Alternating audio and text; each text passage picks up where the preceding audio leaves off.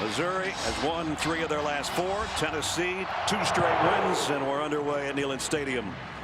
And Missouri will start at the 25-yard line as we check in third member of our team, Jamie Erdahl. Jamie. Brad, it was 1 year ago this week. Tennessee football found themselves in an abyss they just could not see their way out of. A month later, Jeremy Pruitt was hired, and he knew he needed veterans to buy in for him to find success.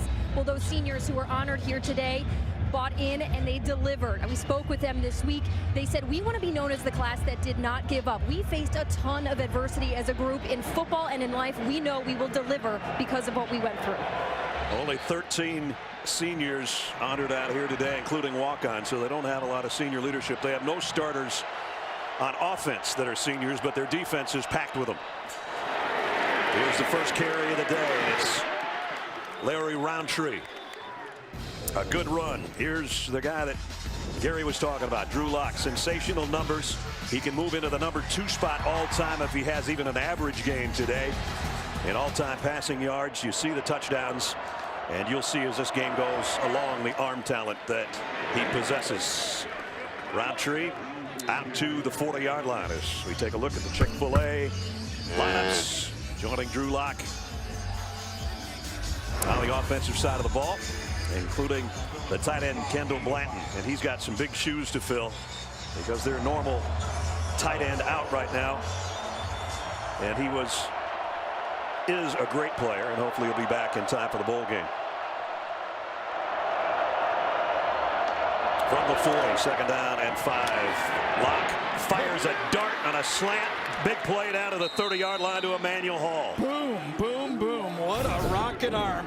RPO, no safety deep, don't have to get it, throw the slant, and that ball wasn't in the air for half a second. That's how you play quarterback right there, and why there's NFL scouts at this game watching Drew Lock play it, because he's got that type of arm talent that the NFL drools about. A 30-yard pickup to the 30. First down, Missouri, 3 wide receivers set with Roundtree right behind Drew Lock.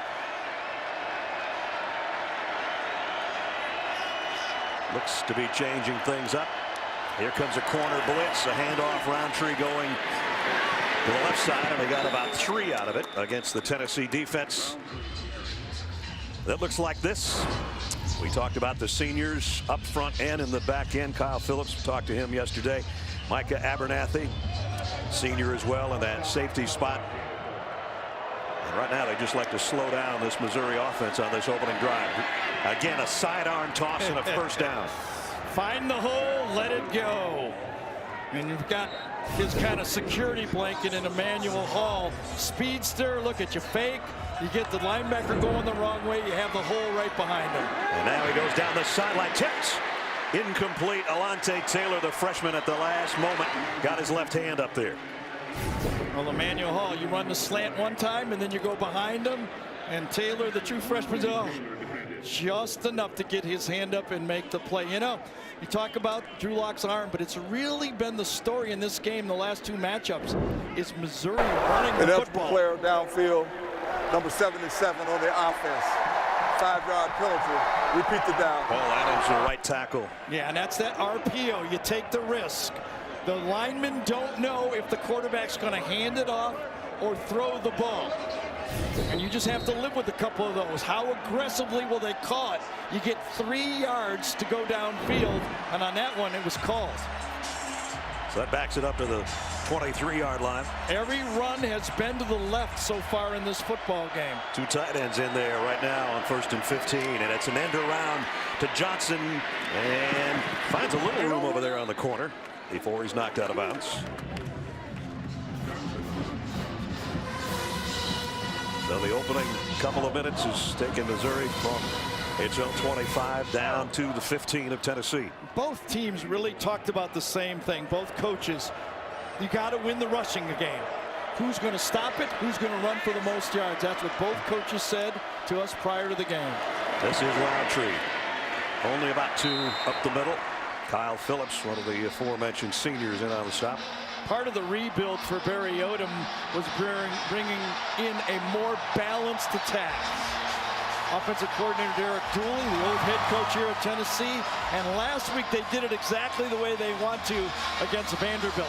They ran for 253 yards and they passed for 253 yards. And they were 60% on their third downs last week as well, and that's what they've got right here, third down and 5. Tennessee creeping up there like they might bring an extra rusher. Play clock down at 2, and it's going to be a false start, it looked like, unless it was too much time. Might have been a delay of game. It was close. False start. Offense, number 77. Hubert Owens, 5-yard penalty. Third our down. referee. So it's going to make it 3rd and 10. Right tackle Paul Adams right there, number 70. Same, you see him move. He's got that matchup with Darrell Taylor coming off a 4-sack game against Kentucky. He had to be ready. He's seen all the snaps. I actually think that's a good matchup. Senior Paul Adams against Darrell Taylor, number 19. Good matchup to watch. Good football right there. 3rd down and 10 from just outside the 17. Here comes a blitz up the middle. Locke lets it fly to the corner, just overshot his intended receiver Hall, and it was Taylor again in the coverage. Good job by the freshman. One of the advantages of being able to throw without stepping into it and have that big arm is if the blitz comes, you can retreat and still get rid of it at the same time. Had the matchup, pretty good coverage.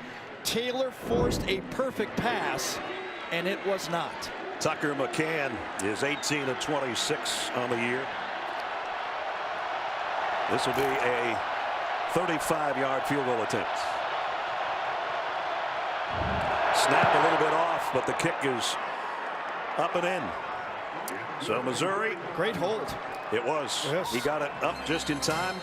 35-yard field goal. Missouri strikes first here at Neyland Stadium. Adam Zucker in New York with this Ford update. Number 10 Ohio State and Maryland back and forth. It's the Terps on 3rd and goal. Jayshon Jones reaching out, fumbles. Chikazim Okonkwo recovers for the Terps touchdown. Ohio State answers. Dwayne Haskins to Benjamin Victor. They are tied up in the final minute. Terps trying to drive right now. Brad, Gary, Jamie. All right, Zuck, keep us posted on that one. You watch your sports news and highlights straight without the noise. Stream CBS Sports HQ, all new 24/7 sports news network available on your phone, computer, and connected TV devices. CBS Sports HQ, sports for the true fans. Gary's on air following our games every Saturday. Tucker McCann, who just hit the 35-yard field goal, set to kick away. Nigel Warrior and Madre London back deep for Tennessee. This will be Nigel from about the 4. And he's not going to make it. Well, he will make it to the 20, not to the 21-yard line. We take a look at the Chick-fil-A starting, in this case, quarterback, and then the lineup to follow. And it's Jared Garantano, the guy we talked about last year. Just under 1,000 yards passing and only 4 touchdowns, and you can see the vast improvement he's had this season. And a little changeup for Tennessee last week against Georgia, Brad. A little question about too much run on 1st down, but on the first play of each of their first 4 drives, Tyson Helton, the offensive coordinator, went deep with the passes, and it worked. Their first snap from the 21. And that one didn't work for anything. Ty Chandler. Should have gone deep. No kidding. No gain. Cale Garrett in on the stop. The rest of the offense. Marquez Callaway has been his big play receiver. He's a great player with a 50-50 balls out on the sidelines. Talked to him yesterday. If you want to lose a finger, shake his hand. He's a strong guy, isn't he? He's a great kid. 2nd down and 10. Chandler tailback in an I backfield with Eli Wolf playing fullback right now. They're going to come with an end around though, and it's Jordan Murphy. And Murphy is going backwards. Nice job by the Mizzou defense, led by Tyree Gillespie. Little different look, unbalanced line that time. Missouri adjusted very quickly to it, shifted properly, and were in the right spot to get nothing out of it. They had that one read beautifully. Yes, they did. Missouri's defense, the guy that you'll see make a lot of tackles, is number 47 in the middle. He's already got one today, and 87 for the year. Missouri commits a lot of people to stop the run. They're susceptible to the deep ball. They play a lot of man-to-man coverage. Trip receivers to the right for Garantano. If he has time to throw, he will not. And it's Gillespie on the safety blitz. And it's 3 and out for Tennessee. This is reminiscent of our Alabama game here, isn't it? Yeah. Same thing happened early from the blind side. I don't know if they had enough peoples. Let's see. No, they did not. They had 4 coming that direction, and that time Ty Chandler never was able to get over there and help his quarterback. That's one of those plays where your running back, if he has a fake, has to give it up and go get the block. Joe Doyle to punt. Rashard Floyd is back around midfield for Missouri. This is high but relatively short. Fair catch taken right about where he was standing, around the 47. Jared Garantano's going to say, could you quit talking about how tough I am from now on? Yeah, we don't need to know your toughness anymore. He's always got his eyes watering. We hate to see that. Right? Took a big hit there. Missouri with a 3-0 lead with the ball back when we come back. Gary, you got a Drew Lock comparison? I think so, right? The type of style of throws, those sidearms, goes back, reminds me of the arm strength and the arm angles of Matthew Stafford. You know, Matt Bomber as well. Drew likes to go deep with his throw, but the two styles and arm strength and the way they like to kind of flip it around sidearm, that's the closest in my memory to I've seen here in the SEC. We actually saw 2 of those sidearm jobs on their first drive. Yes. It's really a good weapon throwing around those blitzes. And, you know, you see a lot of the quarterbacks in the NFL do it because you can retreat and throw at the same time. Aaron Rodgers really good at it as well. Yeah, he had a couple of those the other night despite the loss. Demarie Crockett in the backfield now with Locke from the 47. They fake it to him. Locke looking left the whole way, goes there. Wow. And the deep out good for 8. Comeback throw, clear across from the right hash all the way to the far sideline. I mean, he just lets it go. Now you just put confidence in your arm to rip it out there, 8-yard route like that. You can't zip it. You have no chance. Did he catch it? Oh, no. No, maybe not. I don't think so. That one should come back. Drop ball.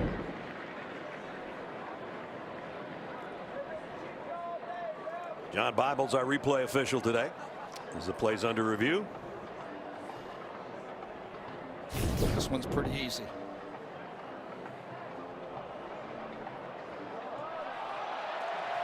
And it hit the ground there. Rashard Floyd was the guy that had it. Still just going back to the throw itself. People don't realize sometimes from that hash to that far side is a long ways. After review, the ruling on the field is an incomplete pass. It'll be second down at the previous spot. Please reset the game clock. 9 minutes, 22 seconds. 9-2-2. It's interesting, Brad. I didn't have that type of arm, but it was actually easier for me when I got to the NFL because the hashes are closer together. Right. So I had that far throw to the sideline that I wasn't really good at in college.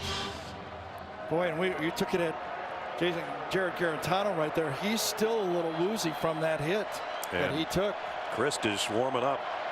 So that hit on Garantano might keep him out of the game. Yep. Meanwhile, back on the field, Missouri's got second down and 10 from the 47. Crockett shifts from left to right. Locke fires. Great play. Nice play by Batuli.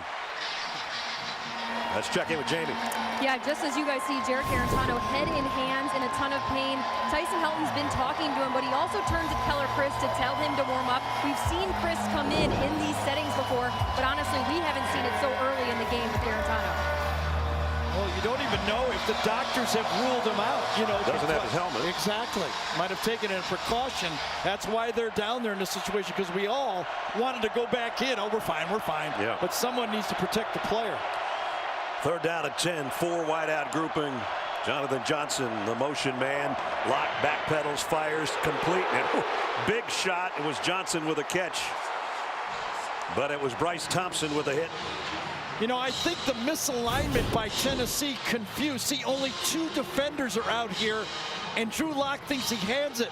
But late, out comes Kirkland, and that's why he misread the defense. He thought he had an easy pitch and catch. And because Tennessee misaligned early, they got the beneficiary of an extra guy there on the zone. Bryce Thompson gave up the receiver to the safety out there, but man, what a shot he put on and forces a punt. This one, he just just had to let it go, and it actually rolls backwards across the 10 out around the 12-yard line. Darren Kirkland made a great defensive play on the pass to the tight end. Then he misaligns and runs out there and makes another one. Well, Jared Garantano's got the helmet back on. We'll see if he's going to take the field or if it's Keller Christ. Jared Garantano in that last series. There's another look at the shot that he took. Yeah, we called and asked for a clarification from Steve Saw just to make sure that the back of the helmet hit is equal to the front of the helmet. This did not fall in the category of targeting, but just for clarity, if you get hit in the back of the head, that could be called too. Wasn't in this case. I don't think his arm rode from the shoulders upward. I think it was a good non-call, but still, he felt it. No doubt, and when he sat on the sideline, we were wondering if he'd come back in. He has come back in. And Tyson Helton, the offensive coordinator, said, I've coached a lot of quarterbacks in my day. He's my choice as a guy that I'd take, that will take one for the team. Yeah. He says he's the toughest dude I've ever been around, a quarterback. He's back in there. He's been proving it. They're going to throw here on first down. Maybe. Whoa. Nope. Didn't have a chance. Walter Palmore got in there. He'll get credit for the sack. I'll tell you, Tennessee better be able to handle Becker and Palmore, the two defensive tackles. They can blow up a game faster. We saw it with Q Williams. If Becker and Palmore, two really good SEC defensive tackles, get handling this Tennessee offensive line, it's going to be a very long day. Now it's second down and 20. Garantano will get under center. We'll see if he gives it off to Ty Chandler to try to get some room down there, or if he's willing to throw. It's Chandler spinning for a couple, but maybe the 4, and that's about it. Trey Smith, the best lineman that Tennessee has, again, hasn't been in there now for a few weeks. Second time this year that he's had blood clot problems in his lungs. Trey, we wish him the best. He's going to Boston tomorrow to have that whole situation looked at. He had that in the offseason. They thought they had it under control. He came back, played a couple of games, and then had the same issues, loss of breath and that type of thing during the practice. And they immediately decided that he's done for right now, and whether or not he'll be back, we'll have to wait and see. 3rd and 18. They're just going to play it safe and try to punt this thing out of here. Well, and they should. I mean, one of the things we talked to Barry Odom about his defense, Coach, frankly, Tennessee's worried that their defensive line, their offensive line might be the weakness of their offense. Your defensive line is the strength of your defense. Do you have to dominate? And he just said, yes, we've got to win, and we've got to win that matchup big, and so far they have. They sure have. Through this half a quarter. A rugby-style punt this time. Again, even with everybody clearing out, it's going to be about the same spot they started last time. Missouri, that is. This one's at the 48-yard line.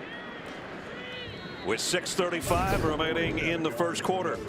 Jared Garantano has been roughed up again in this first quarter, but Missouri only up 3.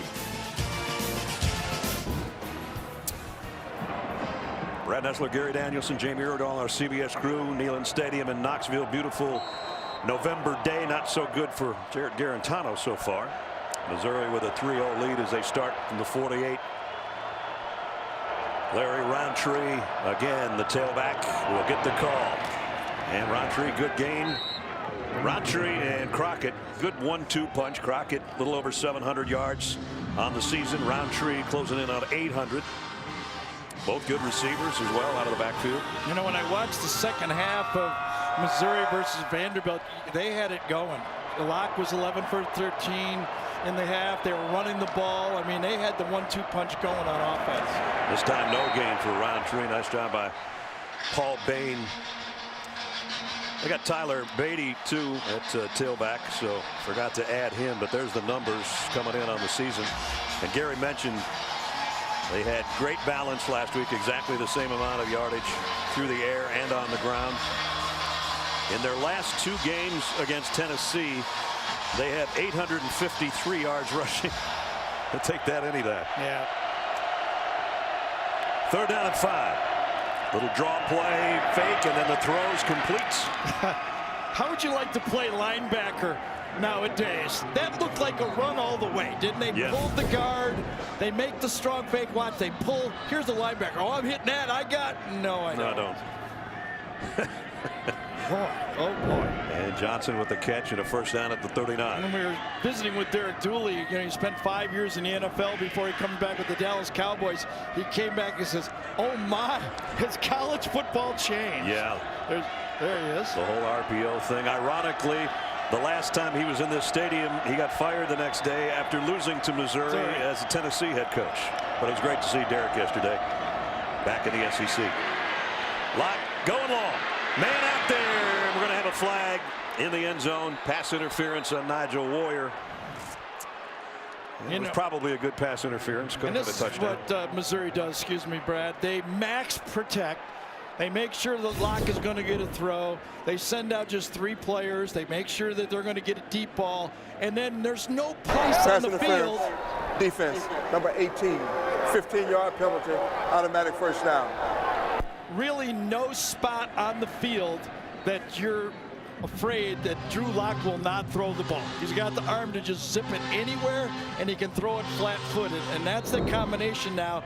Run the ball enough, keep him off balance, and hit him with the big play. Feels like Tennessee's just hanging on here, doesn't it? It really does. It's still just 3-0. Yes.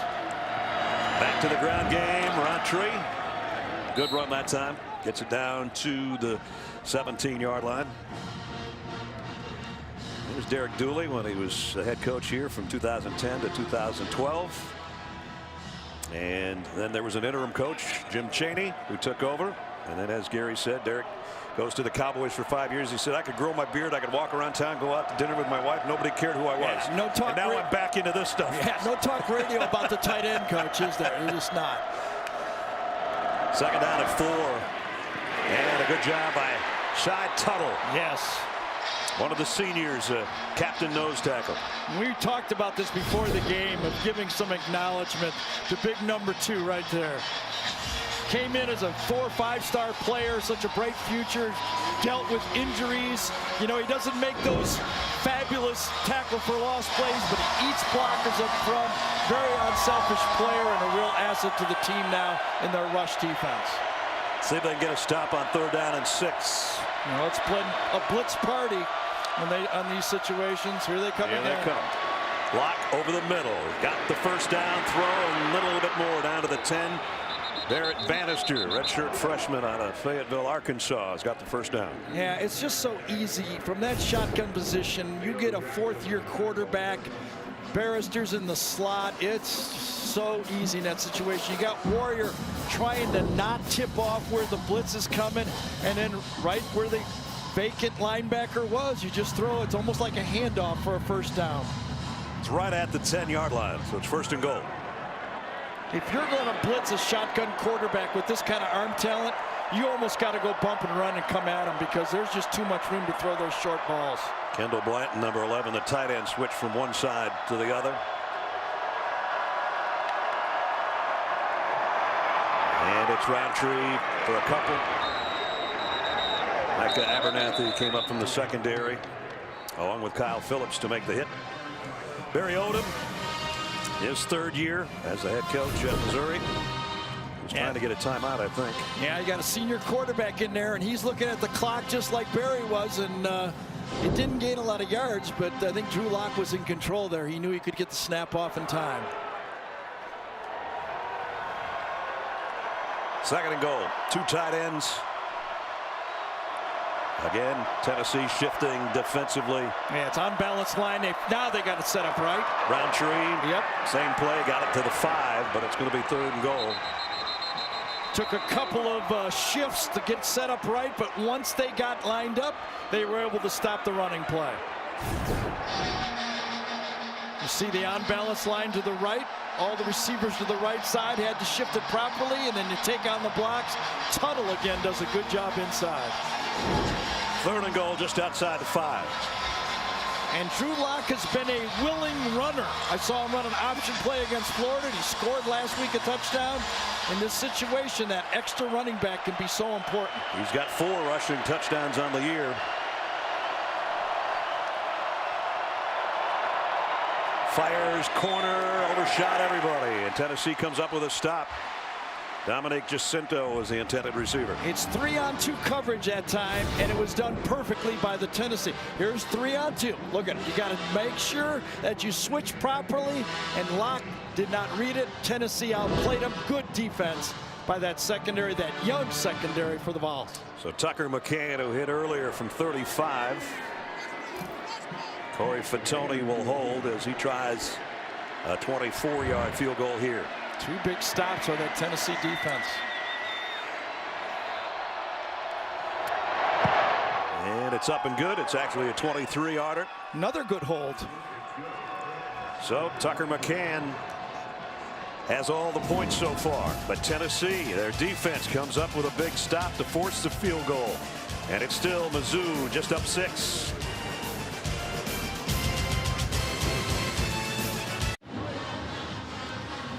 Back at Neyland Stadium, 23-yard field goals made it 6-0. Jarrett Garantano, this is kind of bad when you've been sacked twice and you haven't even tried a pass yet. Three plays minus 9 yards, 3 plays minus 7 yards, no completions, 2 sacks. You're right. He's not even attempted a pass. He's been sacked twice. And they'll start this time from the 25 again. And Brad just ran it through for you. This is the first time he got hit right in the back of the head on the from the blind side, and then a sack he had to give up. And there he is on the bench.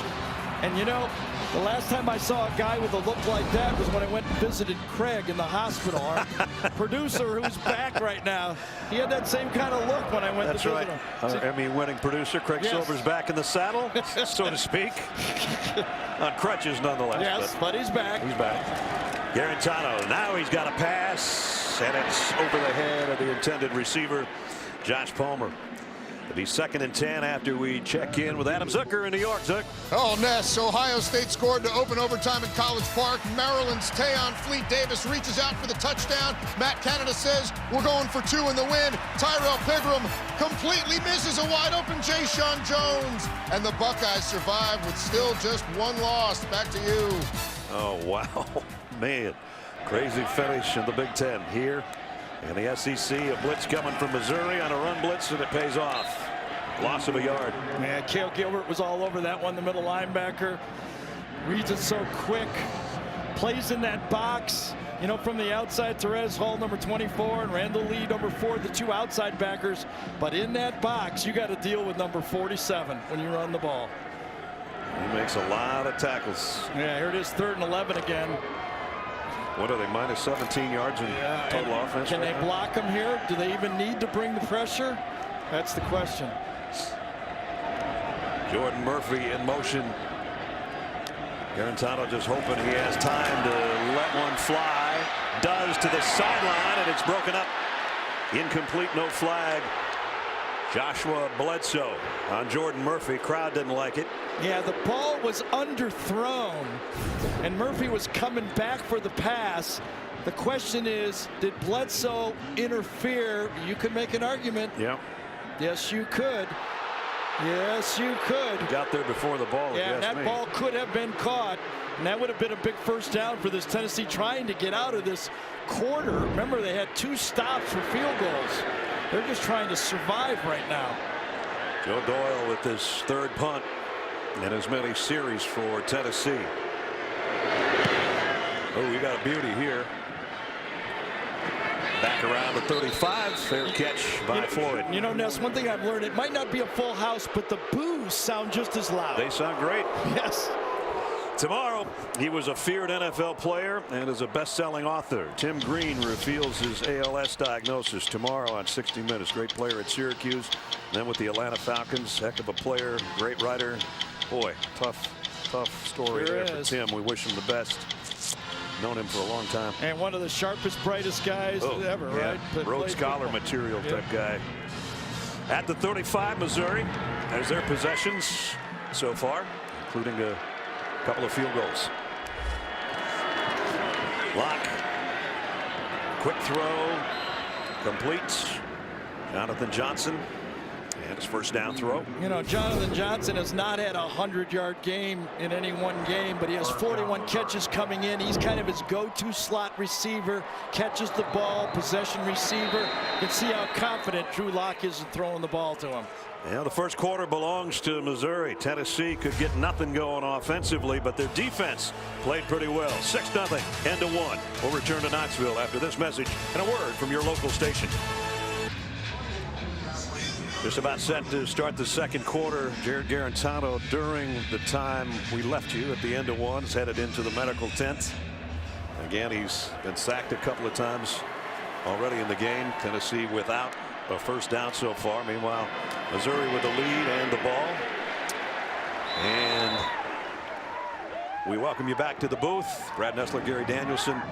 Barry Odom, being a defensive-minded head coach, a guy that used to play linebackers, got to be happy that he hasn't given up a first down so far. For sure. You know, I think when he came into this league, the first thing Barry Odom noticed in the SEC, you better build the offense and defensive line. And so far, that's what's dominating this football game.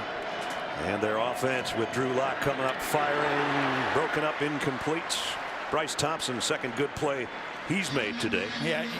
And, you know, quietly, Bryce Thompson, another one of those true freshman corners or defensive backs, has had a very good season for Tennessee. That was a real question mark coming into the season, was how good could they be at corner.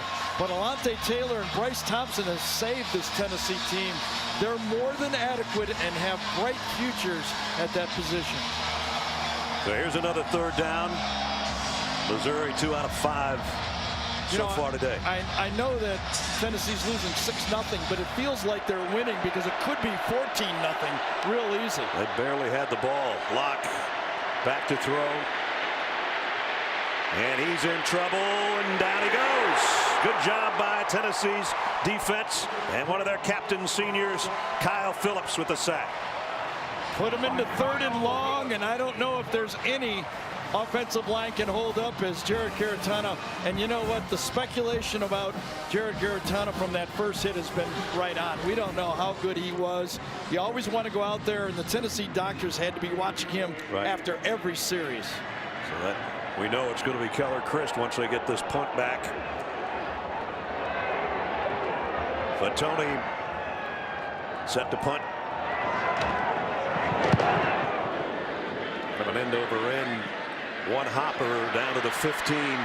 Marquez Callaway drops immediately. Might have got a yard out of that.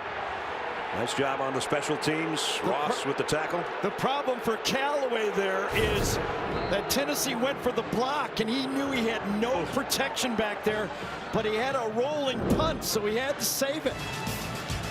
Took a pretty big shot. Keller Christ at quarterback when we come back.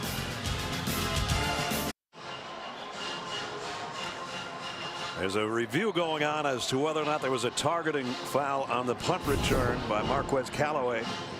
And last night, when we talked to Barry Odom, we asked him what was targeting, and he says, I don't know. Yeah. He said, what do you do if you're a defensive player and the offensive ball carrier ducks his head? What are you supposed to do? And that play, Tevin Ross, number 6, was trying to tackle him around the waist, and all of a sudden Callaway lowers as his ball carrier down. I would not call that targeting. I know it was helmet to helmet, but I don't know what the defender's supposed to do. Tavon looking on as Hubert Owens is going to make the call.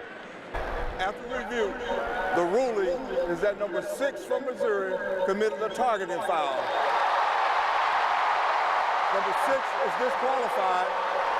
15-yard penalty for the end of the run. First down. Well, there you have it. It is the most scrutinized thing going on in football right now. And when you got head coaches and players not knowing what to do here, he's trying to tackle his legs. Callaway's a ball carrier. He lowers his helmet, and that's why everybody's confused. I mean, right now in college football, everyone, it's like the NFL was a year ago. What's a catch? Right now, everyone is confused as to what is targeting and what's not. So Tavon Ross, a senior out of Cochran, Georgia's day is done. Meanwhile, with a penalty, Tennessee from the 31 on the ground is Ty Chandler, and at quarterback again, if you're just joining us, is Keller Christ, the grad transfer from Stanford. In at quarterback with Jared Garantano, the normal starter in the Tennessee locker room.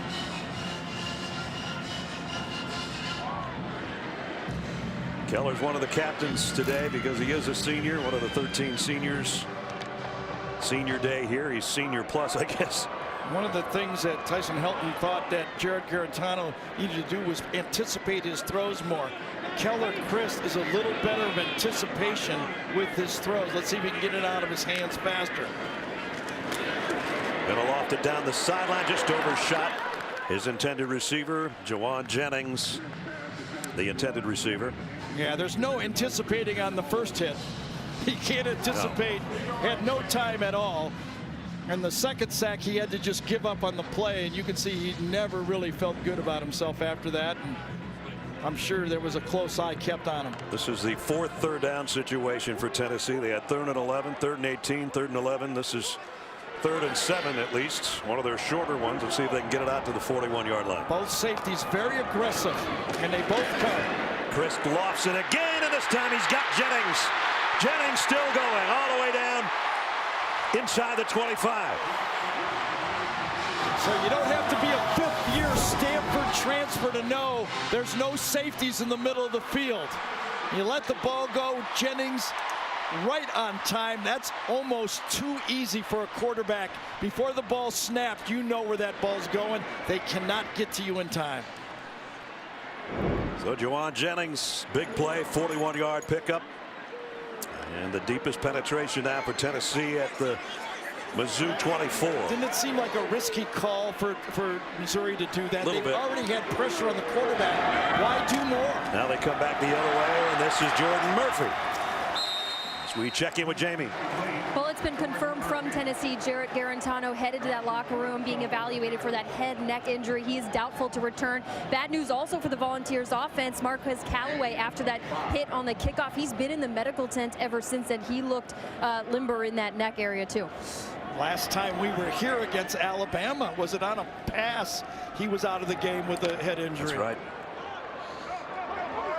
So Tennessee's worked it down to the 19. Looks like he's okay, though. 2nd down and 5. Chris throws complete down to the 6. Josh Palmer. Again, a little bit of good anticipation by a quarterback in and out of his hands. When this guy moves, he knows he throws it right off his shoulder. As soon as you clear, the good quarterbacks hit their receivers at the beginning of the window, not the end of the window. That ball was thrown right off the shoulder of the defender. Good throw. So they didn't even have a first down until this drive, and now they've gone 78 yards in 2.5 minutes, and 1st and goal at the 6. Too many guys out there, and Barry Odom is trying to call timeout. 12 guys for sure. Tennessee will have it 1st and goal when we return from this timeout, trailing Mizzou 6-0. Want more stats? Hey Siri, who leads college football in passing yards? Coming out of the timeout, 10:51 remaining in the half, and Tennessee trying to take the lead amazingly with a game that's just been dominated time of possession by Missouri. But this drive has been a good one with Keller Christ at quarterback in for Jared Garantano. Well, it was a big gamble on 3rd down by Barry Odom's defense that allowed Keller Christ to just throw a lob pass, basically, a no-brainer. Jeremy Pruitt, after being part of 5 national championships as a coordinator in his first year as head coach, and he says these are the things that we're getting better at. Didn't even know how to practice kind of when I got here. Exactly. They are gaining confidence. They're gaining confidence on this drive, I'm sure, that's covered 78 yards. Down just inside the 6-yard line. Here's the toss. Ty Chandler cuts back. Ty Chandler. Touchdown.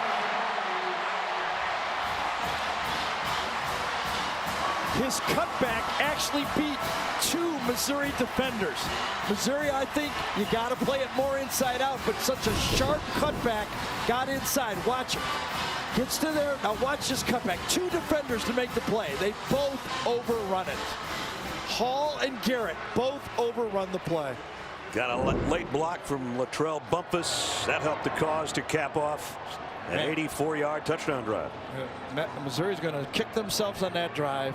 A 3rd down play and a defensive play right there that they had him for no gain, and he gets a touchdown. Brett Samaglia in to try to put Tennessee in front.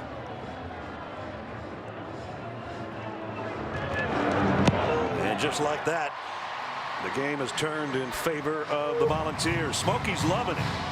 10:45 remaining in the half. Ty Chandler on the ground.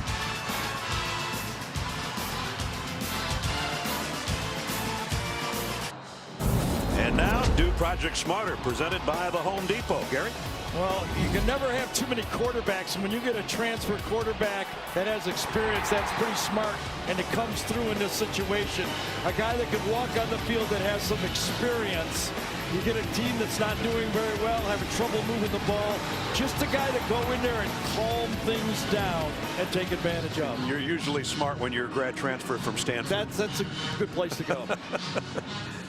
So after nothing but punts and negative yardage, an 84-yard drive in a little under 3 minutes. Ty Chandler's second rushing touchdown of the year, and Tennessee in front. There's always a yin and a yang, though. Right now, as Tennessee's talking about that great drive, the Missouri defense is going, why did we gamble there? And there's going to be second guessing from the players and the coaching staff themselves. They're going to think, well, that was too much of a risk. And an outside kick. Little pooch job. It's a live ball. I think Tennessee might have gotten there.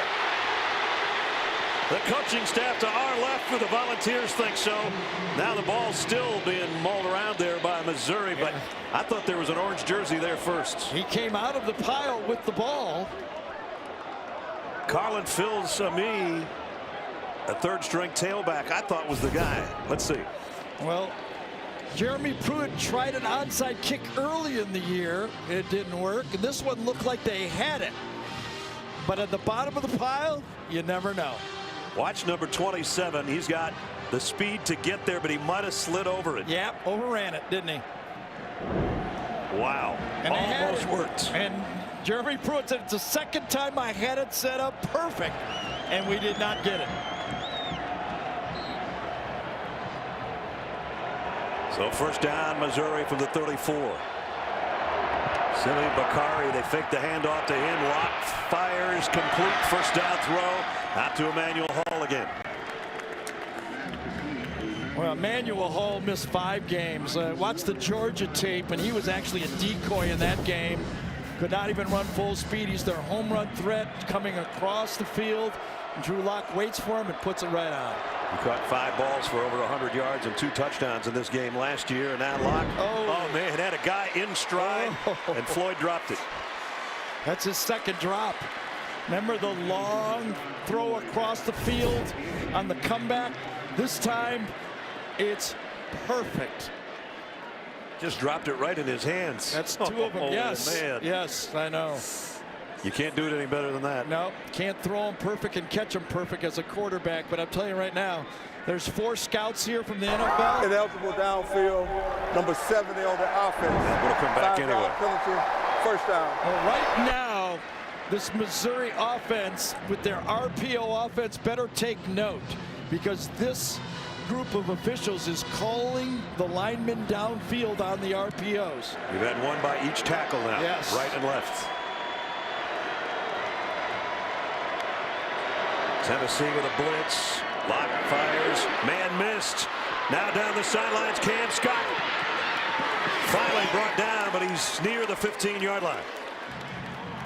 In the offense that Drew Lock has run the last 3 years, he's seen 100 of these corner blitzes. And he's got his eye out to the short side of the field, and he does not get fooled. And with that arm, he just flicks it out there and destroys that corner blitz. 44-yard pickup to the 15. All these quarterbacks know with the near hash, you have to be ready for that guy all the time, and Drew Lock was. Tyler Beatty in the backfield with him. And now it's Lock on the keeper, and Lock got 5 or 6. Gary mentioned that, not afraid to run. It's 2 parts to it. You have to be aware of it on the snap. The receiver and the quarterback have to be aware, and then let it go. And if you make one guy miss, you have a huge play. Second down, a long 4. Actually thought that running play was the one they were going to use down there before on 3rd down and get him into the end zone. 2 wideouts to the top of the screen. Locke fakes the throw that way and gives the handoff to Beatty, and Beatty's got it 1st and goal. I thought he was going to be stopped short of the 1st down, but he takes it inside the 5 to the 4. Beatty injured his ankle in the Florida game, but he looks healthy now and back and being one of the 3 ball carriers in this, as we showed you earlier, between Roundtree, Crockett, and Beatty. Didn't play in that game last week against Vanderbilt with that bad foot, but that run's got him 1st and goal at the 4. He stays in there with Locke. Extra lineman, 2 tight ends. And it's Beatty straight up the middle. Beatty, touchdown, Missouri.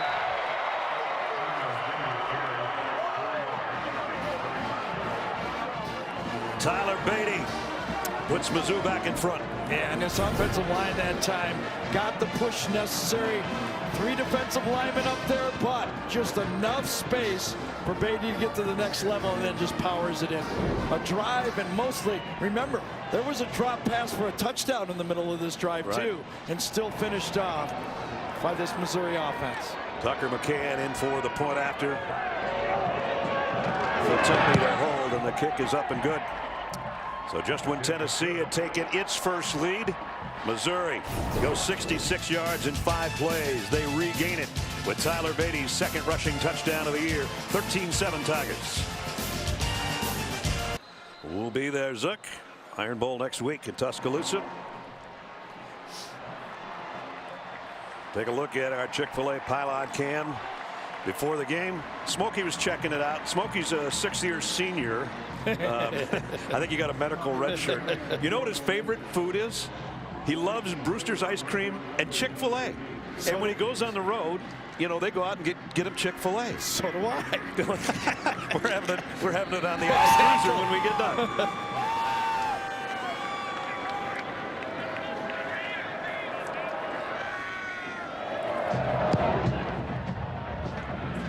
And this kick's going to go. Did it go out of bounds? It did. Bring it out to the 35. Just got to the corner and went out at it 1. Well, Jeremy Pruitt's onside kick to not come through for him, but I thought it was a good gamble. It was set up perfectly. As Brad showed you, Phil Zami had a chance to grab it, overran it, and gave good field position to Missouri, but I thought a good try.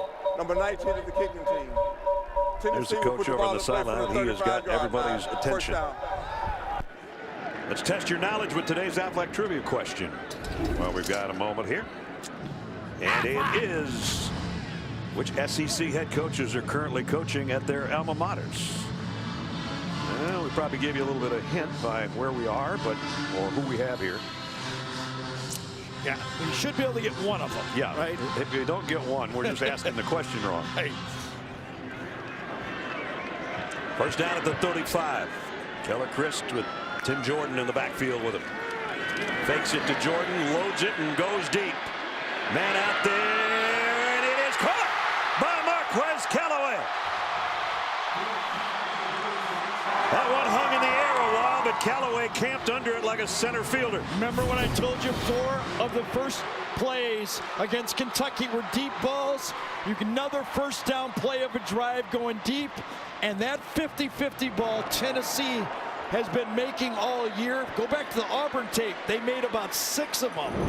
And that deep ball right there, Callaway adjusted beautifully. Chris, 4 out of 5 for over 100 yards. That was a pickup of 49.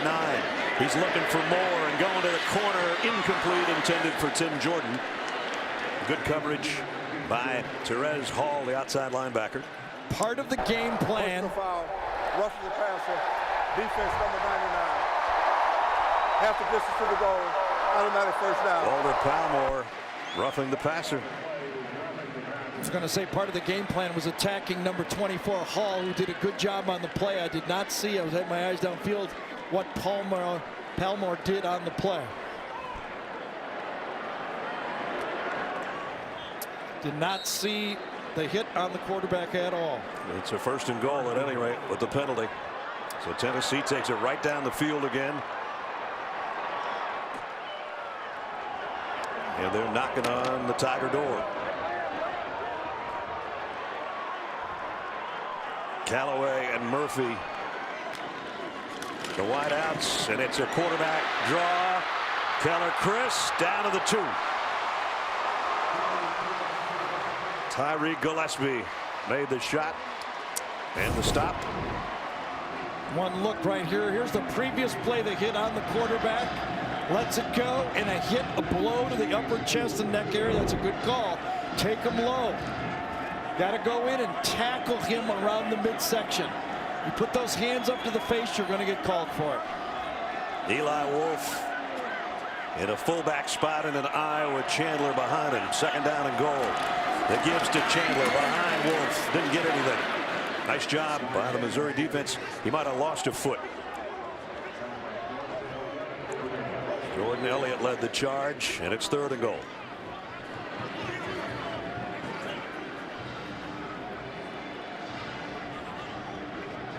Jeremy Pruitt's been very aggressive all year.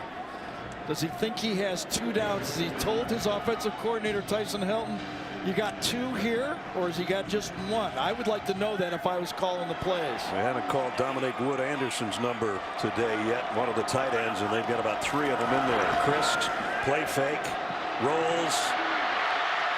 Not going to get there. Nope, lost 2 or 3. Nice job.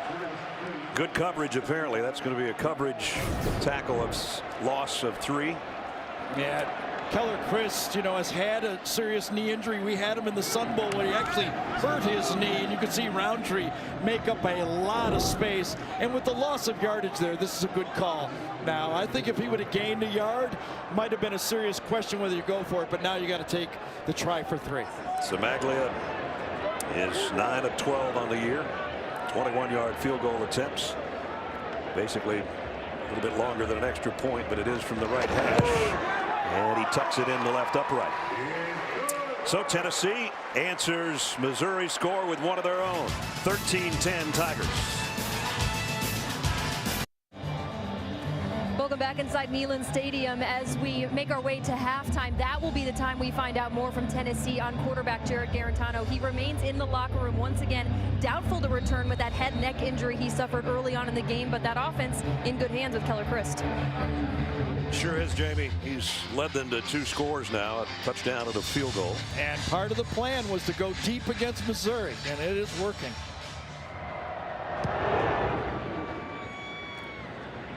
Missouri will start at the 25 with 5:36 remaining, and they have 2 of their timeouts remaining. Earlier we asked you to test your knowledge with the Aflac trivia question, which was which SEC head coaches are currently coaching at their alma maters. Before I can even repeat it, they already put the names up there for you. There's Matt at Ole Miss. Barry wearing that cast on his broken thumb, he told us last night, and then Kirby Smart from Georgia. Let's go, Tennessee! So an opportunity here for Coach Odom's Tigers to get more points before the break. They've got 180 total yards so far. Little indecision there on the option and the pitch to Beatty. That is not what they wanted. On first down, another play. So far, they've had 6 first down plays, and 4 of them have been for 0 or minus yards. Against South Carolina, this Tennessee defense was ripped. 21 times South Carolina gained positive yards on first down. Locke has plenty of time across the middle on a route by Jonathan Johnston that gets close to a first down. Will they go hurry up now? These 3rd and shorts, modern, they love to get up there and go fast on these. Yep. The 5-minute mark, 3rd and 1. And Beatty's got it. So they'll move the sticks with 4:54 remaining in the half. Derek Kirkland made the tackle. You got to wonder if Crockett isn't nicked here. Okay, he's had such success against Tennessee, big beating this week, last week. Wonder where Crockett is. This throw, easy pitch and catch out to Johnson again. And that's another first down. Ness, remember yesterday we were talking to Derek Dooley, offensive coordinator. He was going to mention something to us. He goes, well, I better not say it. You'll notice once the game starts. I think it's Crockett, right? I think so, too. He's only been in there for a couple snaps. Yes. Roundtree started the game. Beatty has taken over. Roundtree's back in there right now. Number 34. As good of friends as we are with him, he would not tell us. How about that? From midfield, here is Roundtree for 9. And Mizzou's got something working here offensively. Even without Crockett, though, Roundtree, who's in the last 2 games, is 35 carries for 164 with almost a 5-yard average. Here he comes again. That time he ran into a wall, but he got the first down, I think. Pretty close. Depends on the spot here. The old Madden spot. Right foot, left foot, right? It's the right foot. You got it. He's got the first down. There's DeMaurier on the sideline. He had 122 yards. A couple of years ago, he had 225 in this game. Sure did.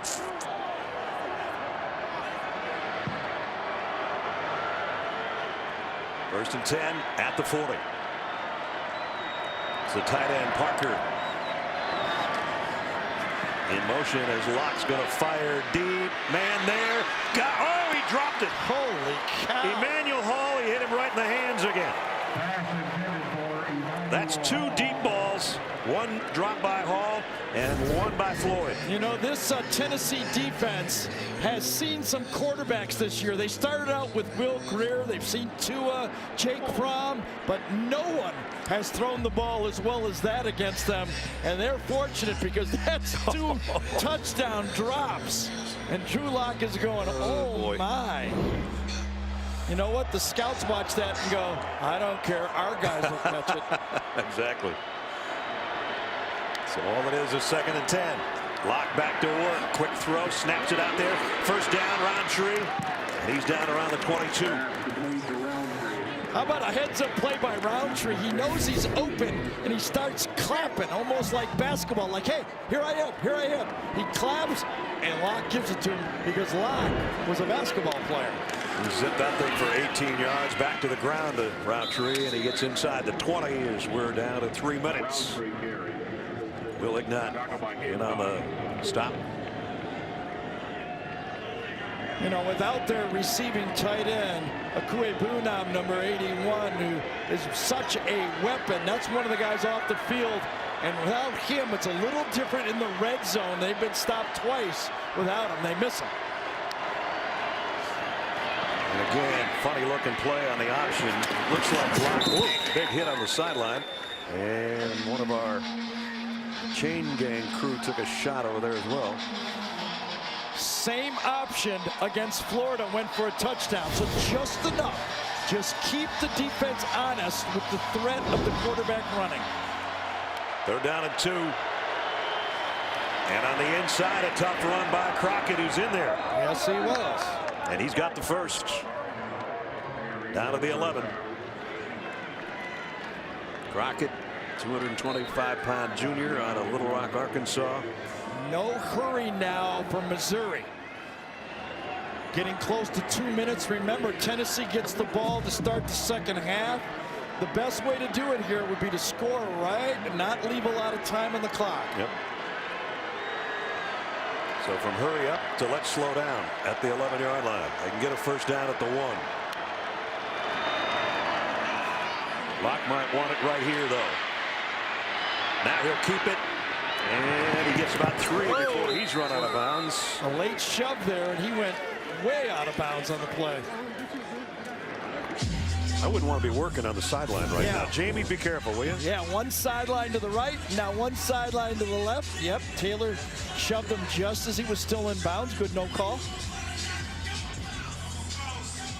I was always told, Ted Mochabroda, my quarterback coach in the Lions, used to always tell me, sprint out of bounds. Do not slow down. Was that Skip that just took one? Was it there? Really? Camera guy?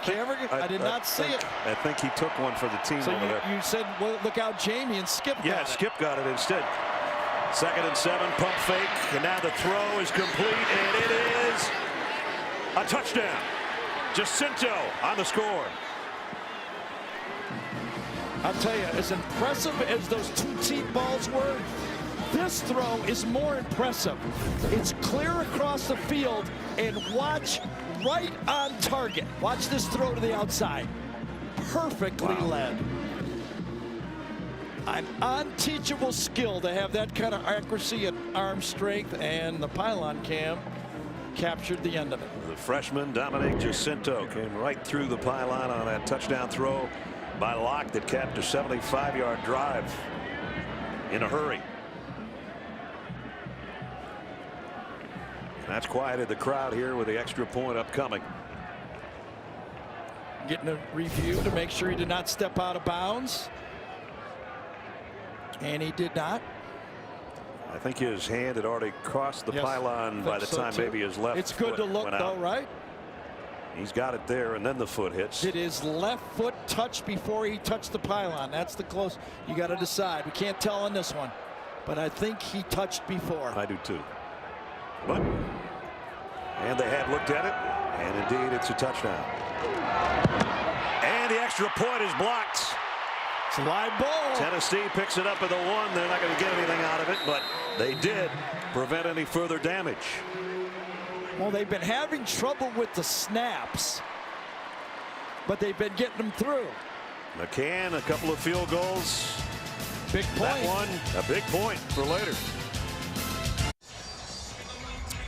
I think it was Kyle Phillips that blocked the extra points. And this was a couple of plays earlier in that drive. And our guy Skip, that's what happens to the camera when your guy goes down. Skip, you took one for the team. He did. You okay, Skippy? He's a workout maniac, Yes, he though, is. so he can take those kind of shots. He's back on the treadmill. No big deal. Return, Bryce Thompson. Thompson weaving through traffic. Bryce Thompson, nice return for Tennessee out to the 37-yard line. Another one of those true freshmen we've been talking about. Plays in the secondary. Some of the future. Bryce, a freshman out of Irmo, South Carolina. Gives Tennessee good field position. 35-yard kickoff return. So let's see if Keller Christian Company, with a full complement of timeouts and 90 seconds to work, can get Tennessee some more points before the break. All 3 timeouts left. Situation last week, in a similar situation, they ended up scoring with the Hail Mary at the end of the half. Here's a big opening for Ty Chandler. Chandler down to the 30-yard line.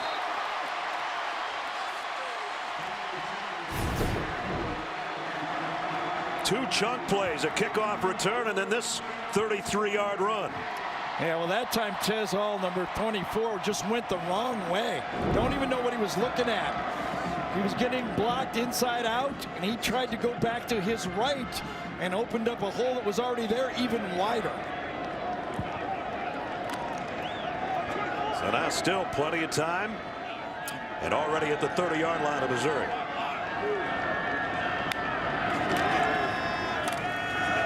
Again, is to Chandler again. Only a couple this time. Palmore and company on the stop. We work our way down close to a minute remaining second quarter. Tennessee goes without a huddle, obviously hurrying things up here at the 1-minute mark.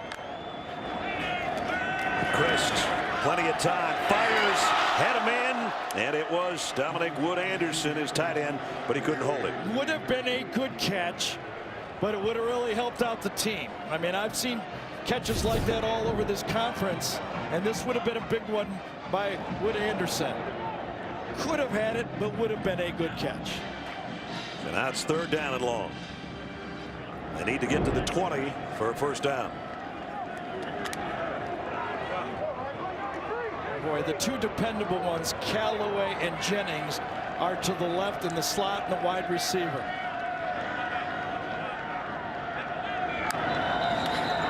And whistle stop play. Might have been Jameer Johnson, the left guard. I think we got a false start. Before the snap, timeout, Missouri. Yeah, they got the timeout before the penalty. We'll take the timeout as well. Gary mentioned this a couple of minutes ago against Kentucky last week. Last play of the half, Garantano loads and fires, finds Marquez Callaway on a Hail Mary to end the half and give Tennessee their lead, and they went on to win 24-7. Yeah, that game was 3-0. You look at offensive coordinator Tyson Helton right there with 2:30 to go, 10-0 with 2 minutes to go, and 17-0 at the buzzer, at the halftime buzzer. Christ fires far side, intercepted, picked off by DeMarcus Acey, going the other way. Acey's got the quarterback to beat, and Christ will get him out of bounds at the 10-yard line. Well, there was a miscommunication on that one. Chris was throwing almost a back shoulder, and Callaway was going deep on the ball. AC just turned around and said, all right, I'll catch it. Watch the top of the screen right here. Keller Chris throws to the left. Callaway keeps going, and AC, who was, by the way, the guy who had the pass interference call, the tough call against the Kentucky game from Missouri, comes back and gets a big pick here at the end of the half to put, maybe to turn the tables on what Tennessee did to Kentucky last week. Missouri might be able to do this to Tennessee this week. Well, they've got 44 seconds to work and one timeout, and they're already at the 11-yard line after a 76-yard interception return by AC. Timeout might not mean much because they're going to be all passes here, probably into the end zone. Lock, 4 wideouts. Flushed out of the pockets, got a man open in the flat though. To the 10, to the 9 is Demarie Crockett. Should use it right now. Well, they're going to go fast. They're going to try to save it. They're at the 9. And they give it to Crockett again, straight up the middle. He got to the 7. No, he got inside the 5 to the 3. And you know why they saved it? Because they were going to run the ball. So they knew they had a run called, so they saved it and ran it. Good job. Coming up in about 19 seconds of our game clock time is the Geico halftime report. Adam, Rick, and BJ will have scores and highlights from other games to look back at this first half, which is down to 19 seconds. I'd say a little surprised by the strategy for Missouri. They tried to catch him on a run on second down.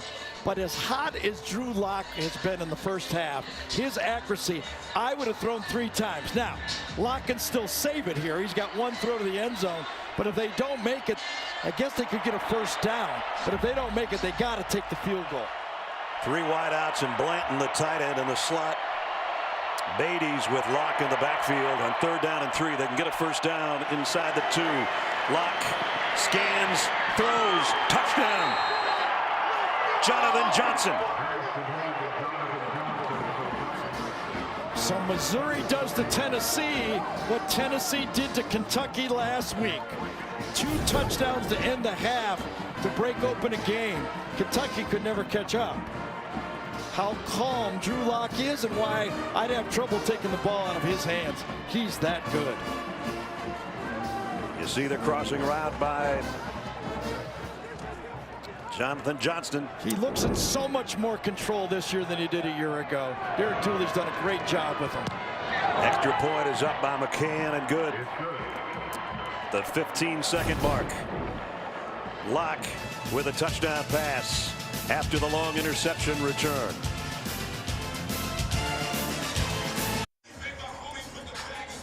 So there's 15 seconds remaining in the quarter. DeMarcus AC thwarting a scoring drive by Tennessee with the interception return down to the 11. And it didn't take Drew Lock too much time to get it to Johnson for the touchdown. And now the squib kick covered around the 24. There's a flag down. Yeah, offsides on the kickoff by Missouri on that play. Look at on the last play, the touchdown play. Missouri's very fortunate. They had 12 guys out there, but the coaches from Missouri called their 12th guy out just in time before he got inside those numbers. They could have been called for too many men on the field. Instead, it's a touchdown pass just outside 3 yards on that second scoring toss of the day by Drew Lock. It was an offside penalty on the kick. So Locke up to 94 career touchdown passes now in his brilliant career at Missouri. And that puts him right there. Danny Werfel and Aaron Murray, our colleague at CBS, who's working a game tonight, is number 1 with 121. And Drew is, let's see, 183, is about 4 yards shy of passing David Green, also of Georgia, on the number 2 pass yardage list. So his next throw will put him in that number 2 spot. Also behind Aaron Murray. McCann, let's see if he just tries to line drive another one. He's actually going to kick away here, and it's a good one because Tennessee can't handle it. But they will have 14 seconds left from the 25-yard line. Let's see if Tennessee will just take a knee and head to the locker room and regroup a little bit. Or you think you got things going, you run the kickoff back, you break a big play, and all of a sudden you're in a scoring position and the field flops with miscommunication. And that's why, you know, the backup quarterback does not get as many reps with the first team as the other ones, and that was just a flat-out miscommunication between them. Yep, they had a 35-yard kickoff return, a 33-yard run by Chandler. Looked like they were going to move into scoring position. Instead, it's a touchdown the other way. They will get the ball to start the second half, but they will be trailing by 16 when that happens. Yeah, 13 points with under 2 minutes to go, scored by Missouri there. Let's check in with Jamie. Coach, what have you been told about Jarrett Garantano's status the rest of this game? Well, he's out for the game. All right, good to know. The last 2 minutes, what did you see in terms of negative plays and how you can change that in the second half? Well, you know, we're down, I think, 16 points. Had a chance to get some points there at the end of the half, throw a costly interception. They run it all the way back. Don't hold them. And then come up with a field goal there early in the half. So we're in the game. We just got to execute and play better on both sides of the ball. Coach, thank you. Yep. That was at least a 10-point swing right there. Right. Who knows, maybe more. But that's the way the first half comes to a close. It is 26-10. Missouri on the road with the lead over the Volunteers as we head to our New York studios at Adam Zucker. Zucker. All right, Ness, thank you. And come Quarter as the sun sets in Knoxville, and Tennessee hoping to come from a couple of scores back to even things off with the Tigers of Missouri. They'll have the football first to start the third quarter.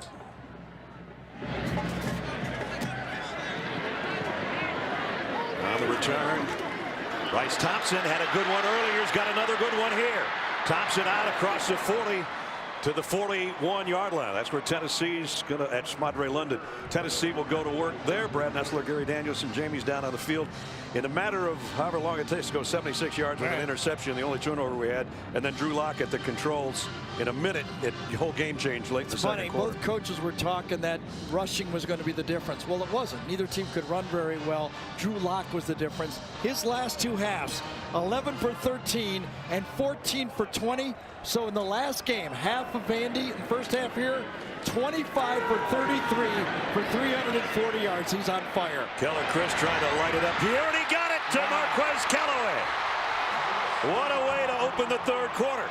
Deep ball on first down. It worked against Auburn. It worked against, again here, AC number 2 is in perfect phase, goes up and defends it, and Callaway says no way. And in one play, 49 yards, and it's first and goal. It's funny, you talk to all of the coaches, all of the players, it's whoever wins the running game. It's been all passing in this game.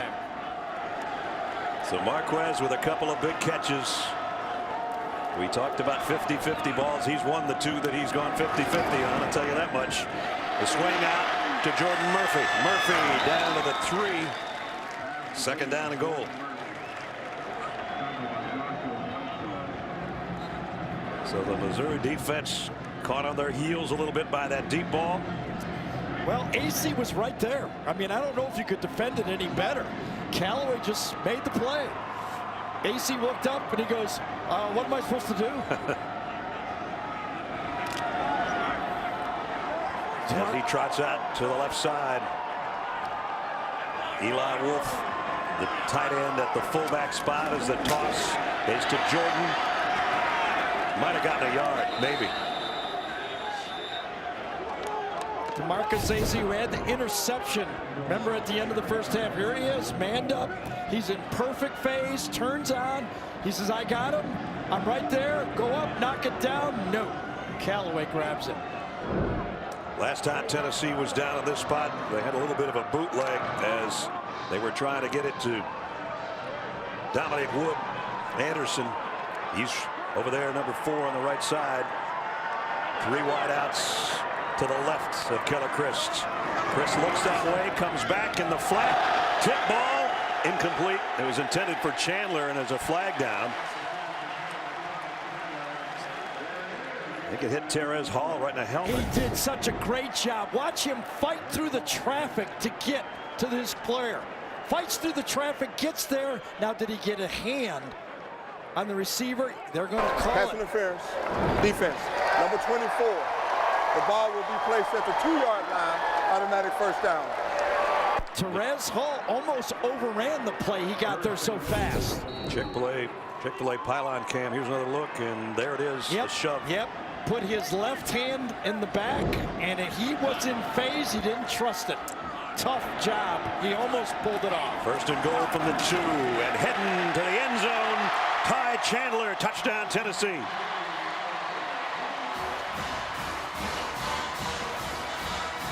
Looks like Tennessee is going to go for 2. Try to cut that 16 down to 8 if they can get it. This is just about a walk-in for Chandler. The only thing about this, you're going for 2 early like this. You know, you take a game that 17 points, 2 touchdowns, and a field goal wins it. It changes the numbers drastically. They substitute late. Now they bring in Josh Palmer back out there, number 84. He was heading to the sideline. They would have been a man short. Meanwhile, Missouri has an opportunity to get an extra player out there and change things up. And now there's flags. Yeah, it's going to be the legs. All those substitutions. Offense. 5-yard penalty. We'll have to try. And now do you still go for 2? I'd be surprised, I have to say. I'd go for the extra point. And that's going to be the call.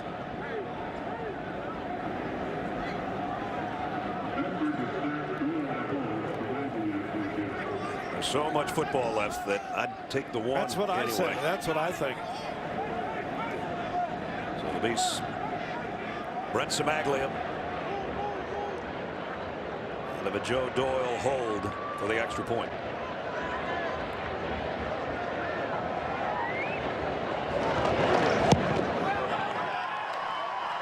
And it's up and good. So see a touchdown and a field goal now wins you the football game. Oh, just a couple of minutes into the 3rd quarter. The big play, Keller Christ, 49 yards to his main man, number 1, Marquez Callaway. And then Ty Chandler from 2 yards out, his 2nd rushing touchdown of the year. 26-17.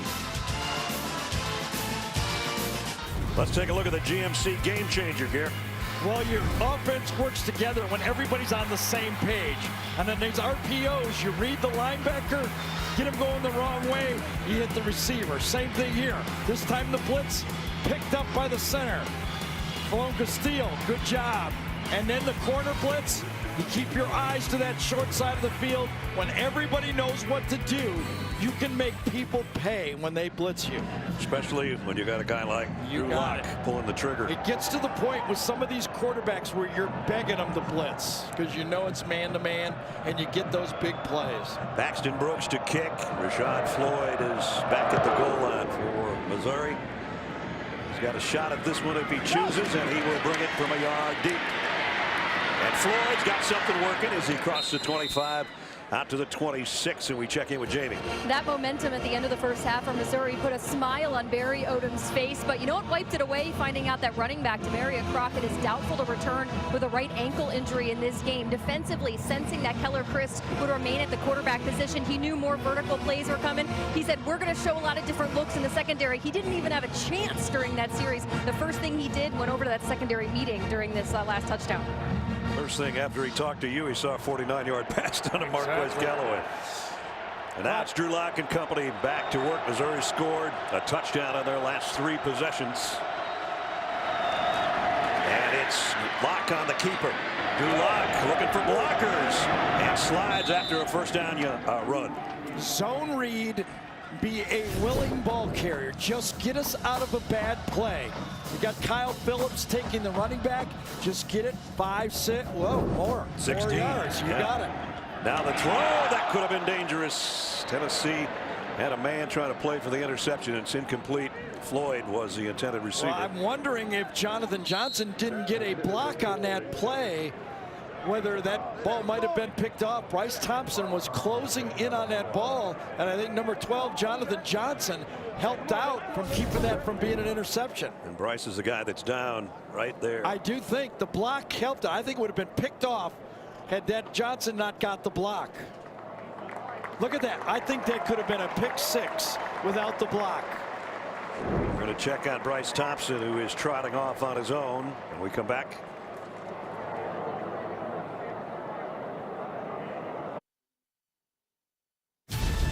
The Home Depot SEC on CBS is sponsored by ExxonMobil, Control GX, the Home Depot,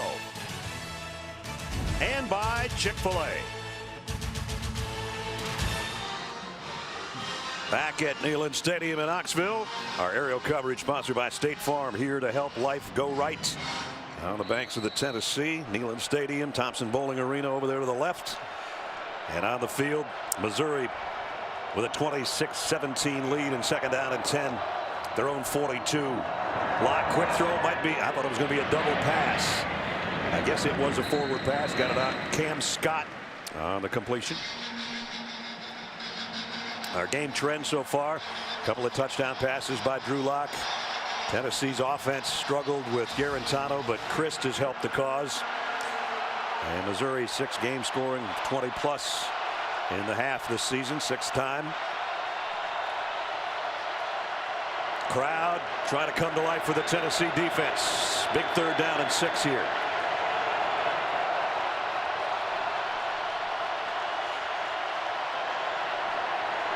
Tyler Beatty in the backfield with Locke, who looks left, comes back to the right to Beatty, who broke a tackle, and another. Tyler Beatty still going. They just can't get number 1 down. I thought Darrell Taylor was going to get into Drew Locke's throwing motion, but Locke, I think, sidearms around him quickly, gets that release, and then 2 busted tackles. Could have been a stop. Good job by Drew Locke to get rid of the football, and then Beatty finished the play. We got a Tennessee player down on the far side. That's why the whistle and the stoppage in play. That's the first time I've seen Darrell Taylor really come off the ball and put pressure on Drew Locke.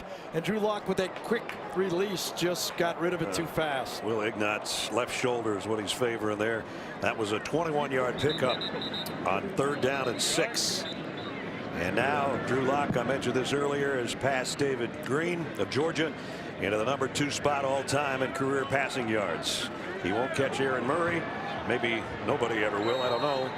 But those are impressive numbers, including his 93rd and 94th touchdown pass so far in this game. Because of the arm strength of Drew Locke, you can put your receivers really wide. Look how wide Hall is at the bottom of the screen. They keep it on the ground. Roundtree. And a good gain. Got about 6. Nigel Warrior brought him down.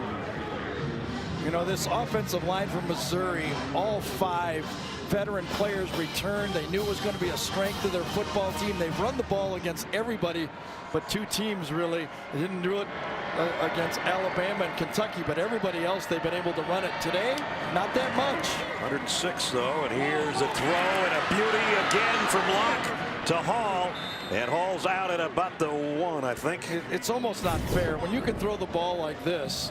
Hall and he are on the same page. That security blanket that he has, knowing that Hall is going to be there. Missing him for 5 games, I think, cost at least Missouri 1 football game. Got it to the 2. And the handoff close. Roundtree, did he get there? Yes, he did. Touchdown. I don't know, did he bounce over? I know it was called touchdown on the field, but did he bounce across the line or did he get there? That's pretty close, isn't it? Sure is. Another look, another angle. I think Darren Kirkland had his hand on the ball, and I'm not sure it got across the line. I don't know if there's enough to overturn it there. You just have to pierce the front edge of that line. It was called a touchdown, right? Yeah, it's going to be tough. There's nothing right there to overturn it, I don't think. So it's a 2-yard touchdown. And if it would have been called short, I don't think it would have been overturned either. Right. Tucker McCann for the point after. Kick is up and good. Touchdowns in 4 consecutive drives. The last one, Larry Roundtree on the ground for the 10th time this year, and it's 33-17. 33-17 now. Drew Lock engineering another long scoring drive, 74 yards. Watch this throw. I know, putting a show on here. This ball never, I think, goes more than 8 feet in the air and zips right off the ear of the defender, Taylor. Taylor goes, boy, this didn't happen to me in high school. Holy cow, the shadow of the ball right through the tee on the helmet. Most people can't do this, folks. No, I literally have not seen anybody with this type of a ball placement and arm talent since Matt Stafford. Now, I don't know where he's going to go in the draft. That's a whole number thing, but if it's not in the first round, I haven't seen one though. No, I'm putting on a show. I'll have to say that here today. And to bring it out to the 25. Home Depot SEC on CBS features some great Thanksgiving weekend football for you. Friday, Arkansas takes on this same Missouri team.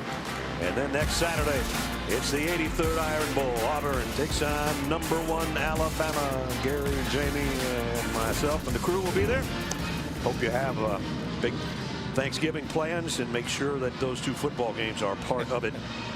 I was just thinking, don't you think the Giants are going, oh, wait a second, that was really our plan. We were going to take Barkley last year and lock this year. See, we knew all along this was going to be our plan. Exactly.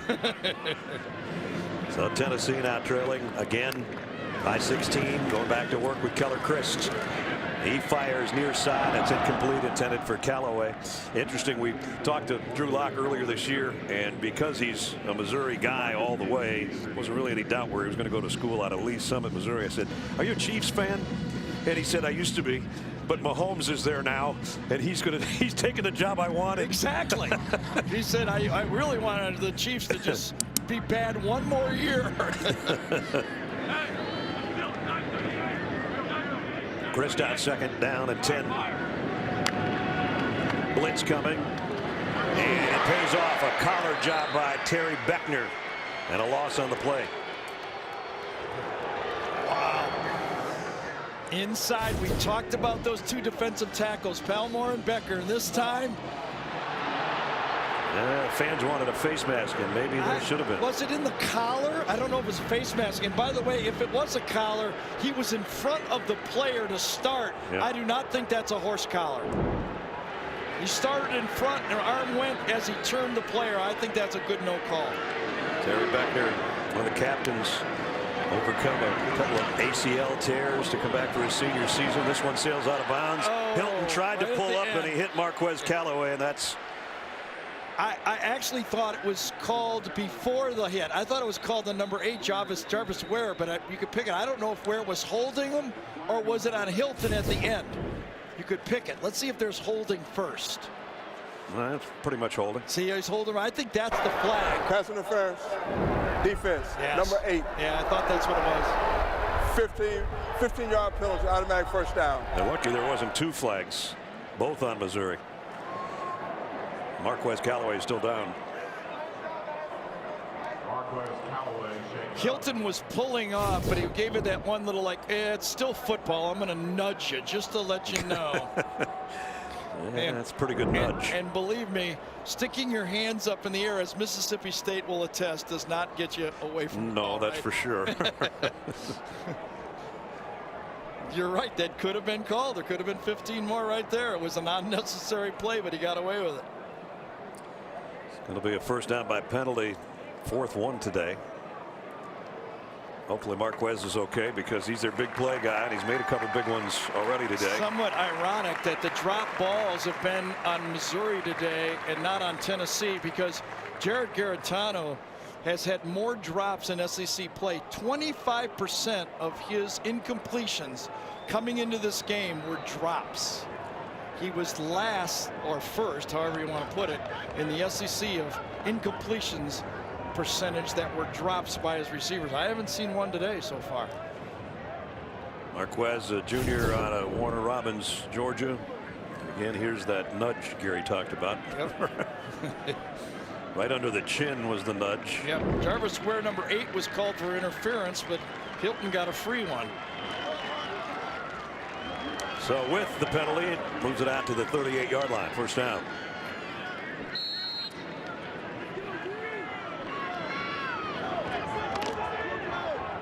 Tim Jordan behind Keller Christ, who's under center.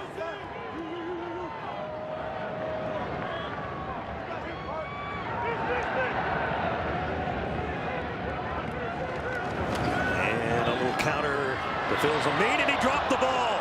And Missouri's got to go the other way. Joshua Bledsoe will score. Touchdown.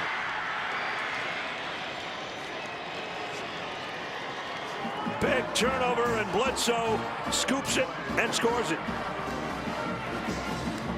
Was it Nate Anderson that caused the fumble on the play? I think it was right here that gets the play. Watch him across. Yes, it was. Anderson gets the play out, and Bledsoe picks it up for another score. And a 39-yard fumble return as our pylon cam. You go right by him. And Missouri adds to its lead. Commanding lead now with the extra points up and good. It is 40-17. Haven't had a lot of turnover problems. That's a problem. So was the interception earlier by Missouri that turned into points. This one makes it 40-17 Tigers.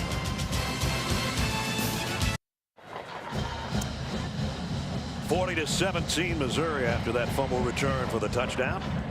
Rocket Mortgage by Quicken Loans brings you today's scholar athlete Brandon Lee for Missouri, working toward his MBA, and Brent Simaglia of Tennessee. Rocket Mortgage by Quicken Loans showing their commitment to the investment of our future by donating $1,000 to Missouri and Tennessee's General Scholarship Fund. Well, the defensive line for Missouri made the difference there. Becker got the big tackle for a loss, and then a backup, Nate Anderson, as they rolled in their backups and they make a play, and another touchdown for that defense. You could actually give them 14 points in this game, this defense. Yeah, exactly.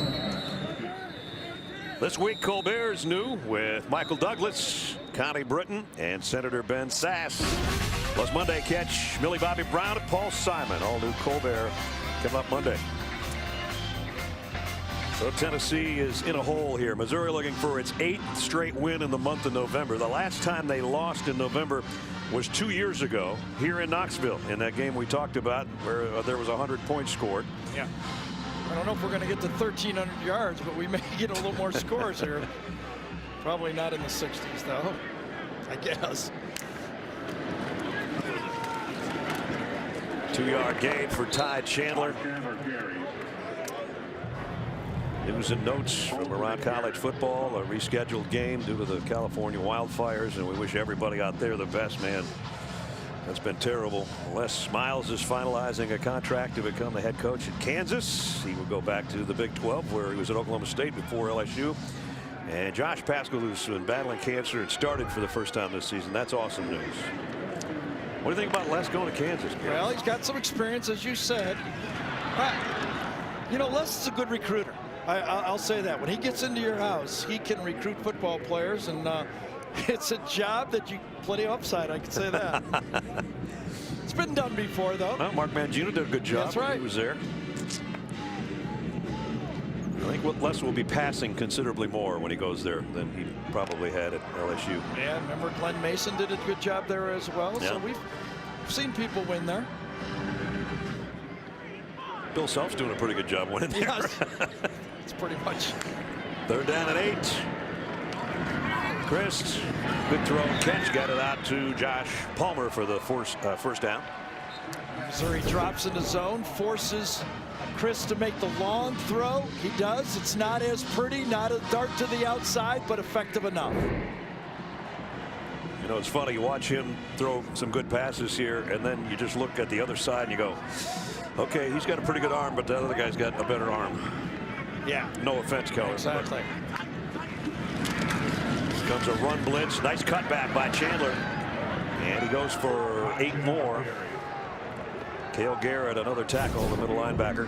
A little surprised that Tennessee and Tyson Hilton has not found a way to get Ty Chandler the ball in the passing game. He's a great receiver out of the backfield. They were going to try to isolate Therese Hall, number 24, their outside linebacker. He plays short field all the time. You can get him matched up almost anytime you want. They have not been able to do it. Came in with 19 catches, 3 of them for touchdowns, and now a drop ball again. This time it was Tim Jordan. Remember, as a backup quarterback, you just do not get the reps. These exchanges with the running backs. Well, I don't think that Jordan thought he was going to get the ball. No. I think he felt that Chris was going to pull it and throw an RPO, and he didn't think he had it. They're still talking about it. Yes, they are. 3rd down and 4. Trips up to the left of Christ. He looks that way, goes that way. It's tipped in the air and incomplete. Jordan Elliott, I think, is the guy got a hand in the way or maybe a helmet in the way. You know, we were talking to Barry Odom yesterday as he came, and about the SEC, he actually hit him right in the head on that one. He didn't even get it with his hands. And he said, you know what's changed? When I came into this league, I determined right away, this is a line of scrimmage league. And if we have an extra scholarship to give, we don't give it to a wide receiver or a running back. We give it to an offensive or defensive lineman. We had to build our offense and defensive line. Punt. Their catch taken inside the 10 around the 8 by Rashard Floyd. Again, as we take a look at the Dr. Pepper SEC East standings to kind of update you from earlier. Georgia right now is winning in their game. They've already won the division. They'll play Alabama for the SEC title. Florida a winner today over Idaho. You see Kentucky, and the important thing for Tennessee, it doesn't look like they're going to be able to win this game, although we still got a lot of football left. But they go to Vandy next week, and they would still need a win there to be bowl eligible. And that would be for a program that, 20 years ago we'd say big deal, bowl eligible. But right now, when you're trying to rebuild, it would mean a lot to this program if they could get another win and get an opportunity to play some extra football. Nice run, one of the better ones by Larry Roundtree today. In that offensive line, giving just enough room. Watch him squeeze through there now. Good blocking all along the line. Got a kick out of the story after the Alabama game. Their offensive line coach, Brad Davis, he was not happy with their play. So you know what he did? He didn't talk to his offensive line all week. Just gave the silent treatment. I do that at home all the time. Well, I'll tell you what, it happens to me, and it's very effective, to tell you the truth. First down at the 28. Lock, play action, loads, going deep. Got a man out there, and in and out of the hands of Cam Scott. Man, they're going to get rough in the passer, too, I think, at the end of it. Personal foul, roughing the passer. Defense, number 19.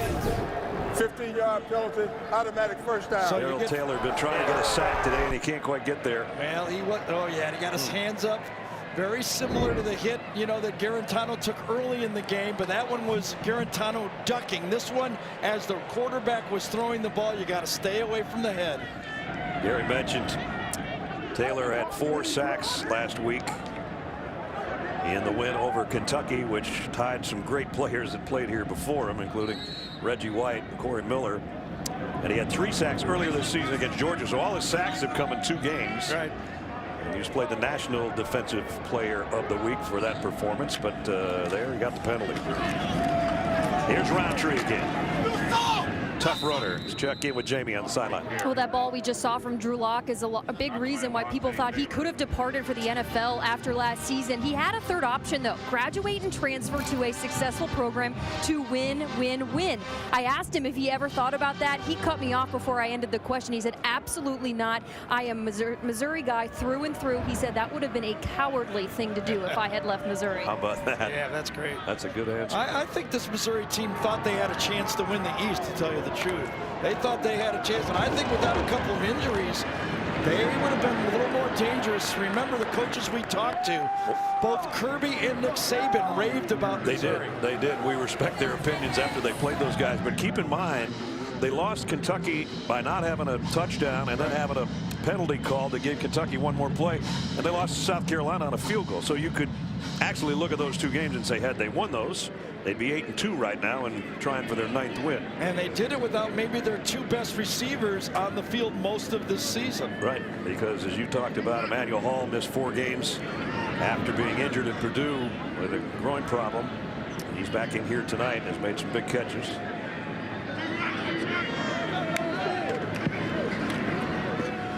Beatty with a stiff arm and another good run. Adam Zucker in New York with a Zaxby's update. Zook. All right, Ness, SEC's champ Georgia getting the backups in against UMass. James Cook, Dalvin's little brother, rumbling in here. Justin Fields with a couple passing touchdowns as well. 49-13 right now in the third. Georgia Tech next week, then Bama. And Georgia Tech playing much better, and that's the kind of offense that has given Georgia fits at times. Here's a loose ball. Tennessee's got one back, I think. They do. Balin Buchanan with a fumble recovery. Successful throw, successful catch. And at the end of it, they do not take care of the football, and Tennessee's going to get it back. He's got them all the way. Should be an easy first down. Turns up, and Buchanan rips it away. Buchanan with the forced fumble and the fumble recovery. Gives it back to the Tennessee offense with 4:11 remaining third quarter. Balin, whose daddy was a good one in the pros, Ray, played for the Falcons and the Colts and the Raiders.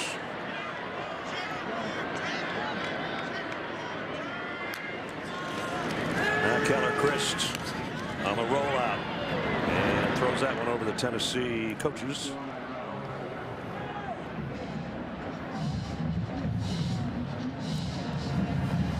We saw Marquez Callaway, Brad, get shaken up during that last series. He went to the tent for a while. He's now headed to the locker room. Remember, he took a hit earlier in this game. Both times it seemed like they were looking at that collarbone area. I'll find out more from the school. All right, Jamie, thanks.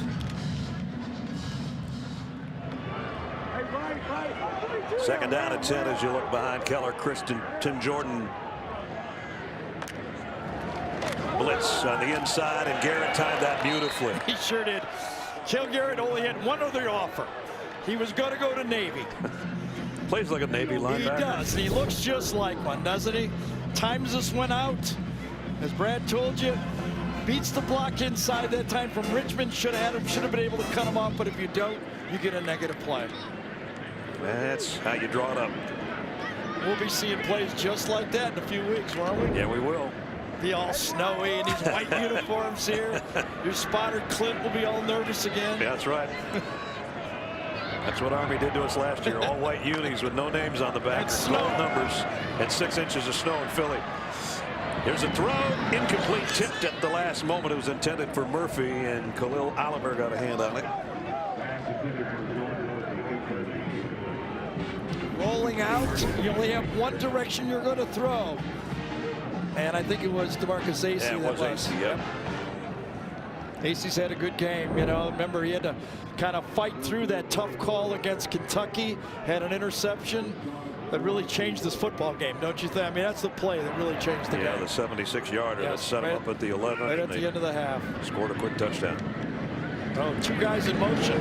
That works pretty good in Canada, but not in this league. Fair catch taken at the 20. That's very effective arena football. Got a flag on the other side of the field. 2 flags. One's going to be double motion, and then we're going to see if there's unnecessary roughness or.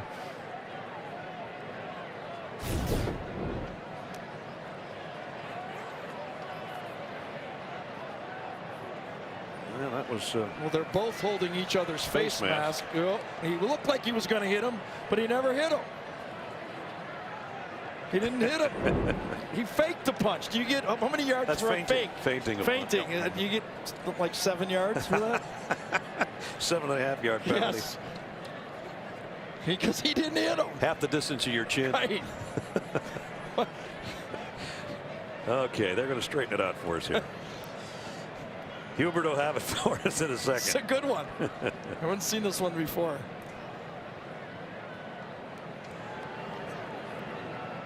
Remember, it all started out with Tennessee with 2 men in motion. Illegal motion. Offense. 5-yard penalty added to the end of the kick. After the play, unsportsmanlike conduct.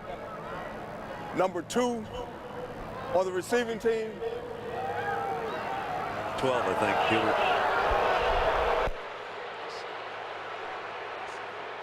2 and 12. After the play, a sportsmanlike conduct foul, number 12 on the receiving team, and number 6 on the kicking team. Those fouls offset. Those two players held their first unsportsmanlike conduct foul. Well, he had it right, and then he went back and then got it wrong. He had it. Yeah. 2 and 12. He had 2. Yeah. But 12's the other one. But 12 divided by 2 is 6. Okay. And then the motion penalty. So you get the idea, pretty much. Oh, boy. So Missouri's got it at the 21-yard line with a 40-17 lead late in the third quarter.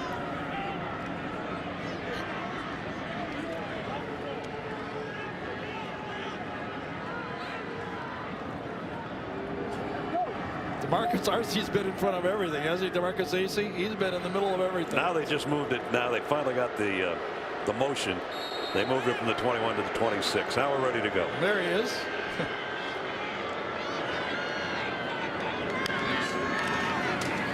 Play action, quick flip out to the tight end.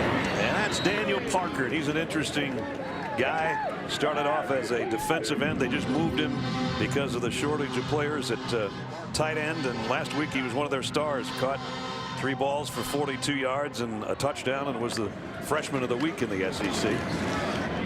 And their defensive coordinator, Ryan Walters, says, we're going to recruit 82 back to play defense. Yeah, he thought he'd get him, didn't he? Yeah.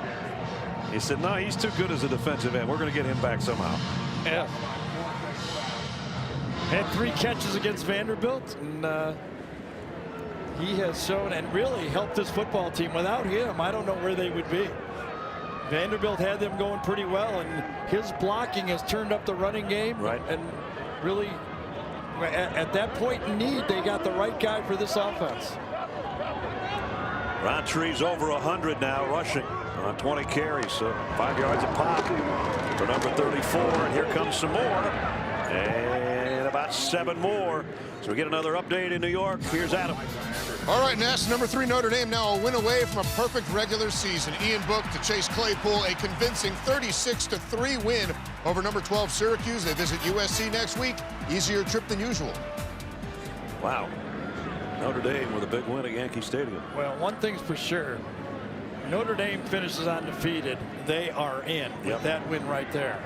There will be no doubt. They control their own destiny, and they're taking control of their destiny. We're going to talk about your playoff scenarios here in the fourth quarter. Meanwhile, Drew Lock's got 4 seconds on the play clock to get the snap here, and flags down.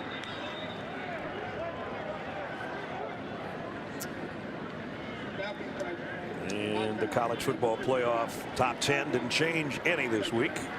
And you know, that win by that margin for Notre Dame really helps Michigan's resume, doesn't it? Yeah, it sure does. And Syracuse is a good team.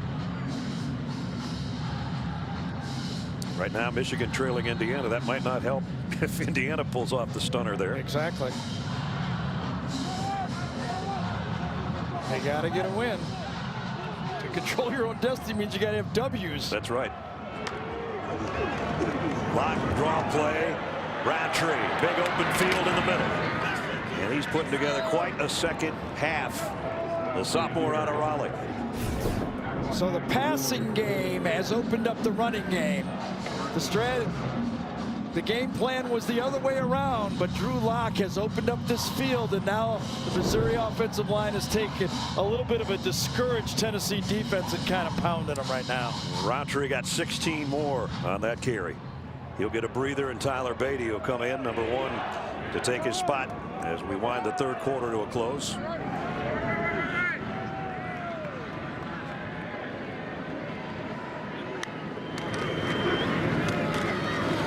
Beatty got a couple, that's it. Emmett Gooden made the tackle.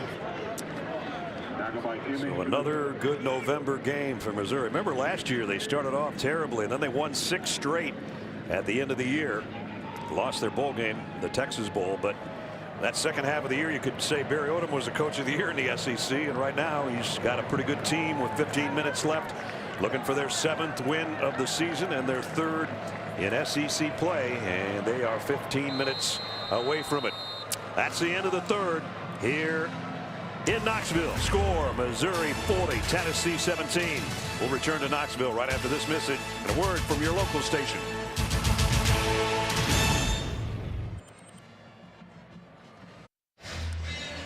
As you look in on Neyland Stadium in Knoxville, we start the 4th quarter with Missouri in front 40-17. And the Tigers at the Volunteer 40-yard line. Drew Lock throws complete to his tight end. His first catch of the day, and he actually lost about a yard on this one. As we welcome you back to the booth, Brad and Gary, Jamie's down on the field. We talked about this a little bit earlier, but 2 guys that we respect their opinion. Right. Nick Saban and Kirby Smart said, wait till you see Missouri play after they had beaten them but had a tough time doing it, and I agree right now. Yeah, it's a veteran offensive line, all 5 starters returning, a future NFL quarterback, 2 running backs. And I think the addition of Derek Dooley has really settled this offense down. They're not as grab baggy as they were before. They have a mission. They're going to be balanced. And they're a pretty good football team right now. 3rd down and 8. Trying to improve as he throws to Beatty. Their ball game. Beatty almost lost his pants, but he picks up the 1st down. Well, Trevin Flowers that time I thought had him down. Remember, Beatty had that short throw where he broke a couple tackles earlier, and on this one he does it again, coming out of the backfield. Breaks that tackle right there, and as Brad said, kept his pants just high enough. This is a family show, Tyler. Not your fault though, but right. You picked up 15 yards. They're laughing more than we are. I'll tell you that right now. You better tighten up that belt, son. Pick up a 15 down to the 25. Roundtree comes back in while Tyler pulls up his drawers on the other side. And back to Roundtree they go. Trying to follow his blockers for about 3. To the 22, but Thule made the tackle. So the yards are piling up. Did talk to Derek Dooley as they're still giving him a little bit of joke about his style of running and his attire. It's a good combination. It's fun when you can have that much fun on the road in the SEC. That's going to make a few highlights. Yeah, I can tell you that right now. So 2nd down and 8 at the 23. Here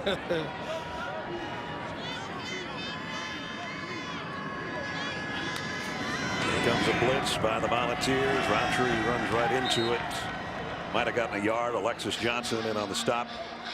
Another one of the seniors on the defensive front for the Volunteers. When you think about it, no starters on offense that are seniors for Tennessee. The defense has quite a few of them, but only 13, including the walk-ons, were out there on the field with the coach and their parents and their family today. So the rebuilding continues. It's not an easy rebuild in this league. You're matching up against some of the best football teams in the country, and there are NFL players galore. Yeah, that's a misfire by Locke. Incomplete, intended for Jonathan Johnson. Saw a projection for the 1st round of the draft. Anywhere from 15 to 17 players going in the 1st round are SEC players.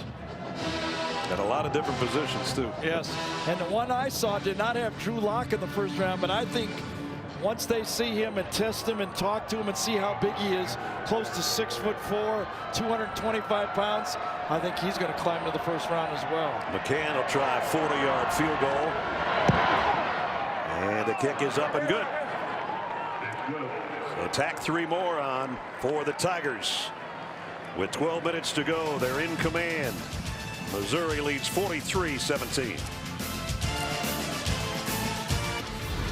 Now it's time for our ExxonMobil game recap between the 6-4 Tigers and the 5-5 Volunteers coming into Neyland Stadium on Senior Day. Kyle Phillips, one of those seniors on the defense for the Volunteers. Tough day for Jared Garantano. He had not even attempted a pass and had already been sacked twice. That put him out of the ball game. Tyler Beatty's 4-yard touchdown run made it 13-7 Missouri. DeMarcus Acey, this was the game turner. An interception, a 76-yard return, got it down to the 11-yard line. And that's when Drew Lock hooked up Jonathan Johnston. That touchdown made it 26-10. 2 touchdowns, both in the first half. Keller Chris came in and tied Chandler with the score. Got things going for Tennessee. But then a costly fumble by El-Zamin. That one scooped up, and it was a scoop and score on a fumble recovery for a touchdown. And Missouri's just kept pushing the pedal now today, 43-17. Take a peek at Drew Lock's last pass. Looked like he slipped and twisted his right foot or knee or something on his play. Went to the sidelines. See how his ankle kind of gave out as he went to throw that pass, and he kind of limped. The coaches were asking him if he was okay when he got to the sideline. Something to keep an eye on before he goes into his last game of the season next week. 12 minutes remaining for Tennessee. Tonight, 10:30 Eastern over on CBS Sports Network. Don't miss the San Diego State Aztecs colliding with Fresno State to see who will get one step closer to the Mountain West Championship game. That's on the 24-hour home of CBS Sports. Rich Waltz, Aaron Murray, Cassie McKinney will bring it to you. Aaron Murray still on top. Demaria Crockett's in street clothes now. Yeah, he was coming in. I talked to Derek Dooley at halftime. He came into the game with a strained Achilles. That's why he did not play as much football in the game as usually we see. And you see him in a boot now over on the sideline. The other player that we didn't see was Jalen Knox in this game. Let's bring in Jamie. Demaria Crockett came out with the street clothes on, and while he may be out for this game, his spirits are still high as he went right over to Tyler Beatty just to make sure he kind of ribbed him a few more times, as if he didn't get enough on that crossing pattern on that play.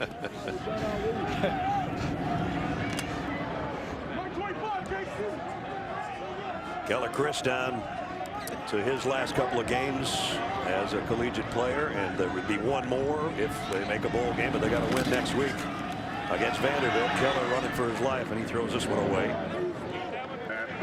We talked about the standings, college football playoff standings, and here's Gary's playoff picture. Yeah, you know, controlling your own destiny. Even though Michigan's fourth, I still think they don't control their own destiny for one reason. Georgia and Alabama play each other. So let's look at the two possibilities. If they get into the finals and Alabama wins, I think Michigan's in if they win out.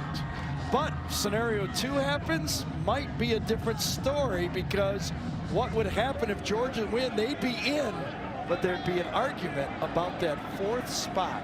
And those two teams, when we come back after this play, we'll show you, and I'm sure a lot of you have figured this out already.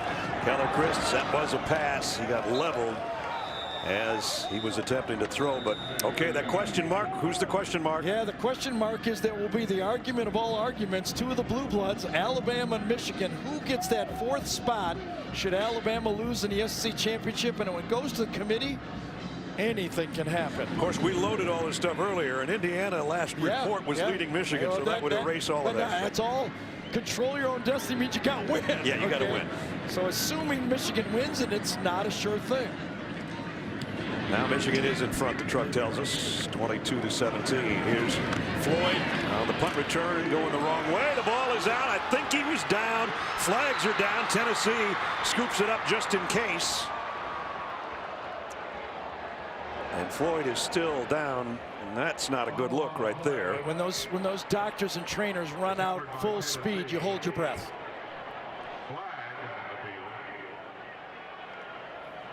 Okay, starting to move his extremities, thank goodness, but I think we might have another one of those targetings, and this is why, no matter, all of us are trying to figure out what exactly the call is. The reason there is the emphasis on targeting are plays just like this. You can feel the hush of a crowd of not sold out today, but over 88,000 here at Neyland Stadium.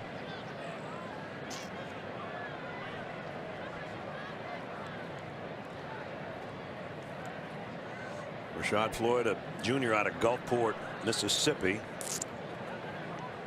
And they wouldn't be turning him over if it was really right. That's good news right there. So let's see.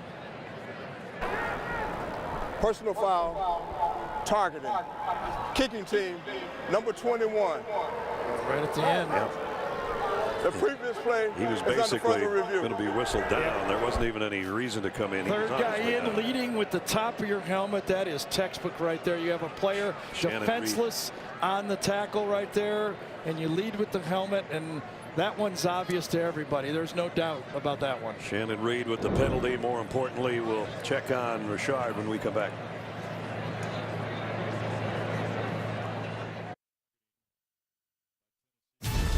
The Home Depot SEC on CBS is sponsored by Sonic,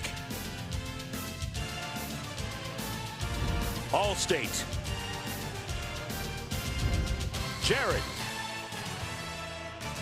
and by Bud Light.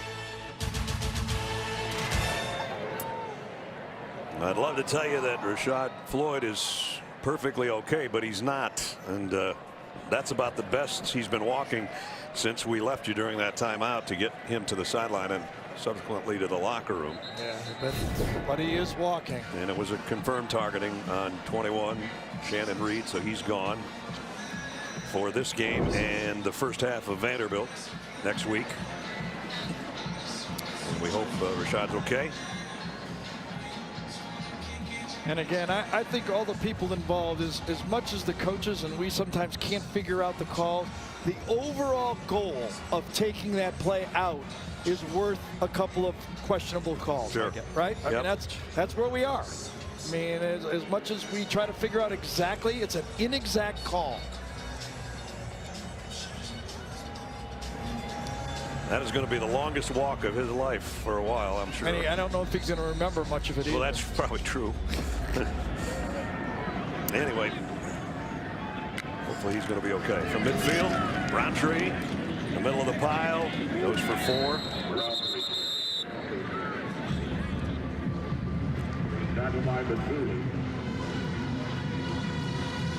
So Missouri, this is going to be their 4th win in their last 5 games, and that only loss was that controversial ending against Kentucky. But this will help their bowl game on where they're heading. Football's a lot of fun when you got a big lead, isn't it? Yeah, sure is. A lot of smiles. Yes.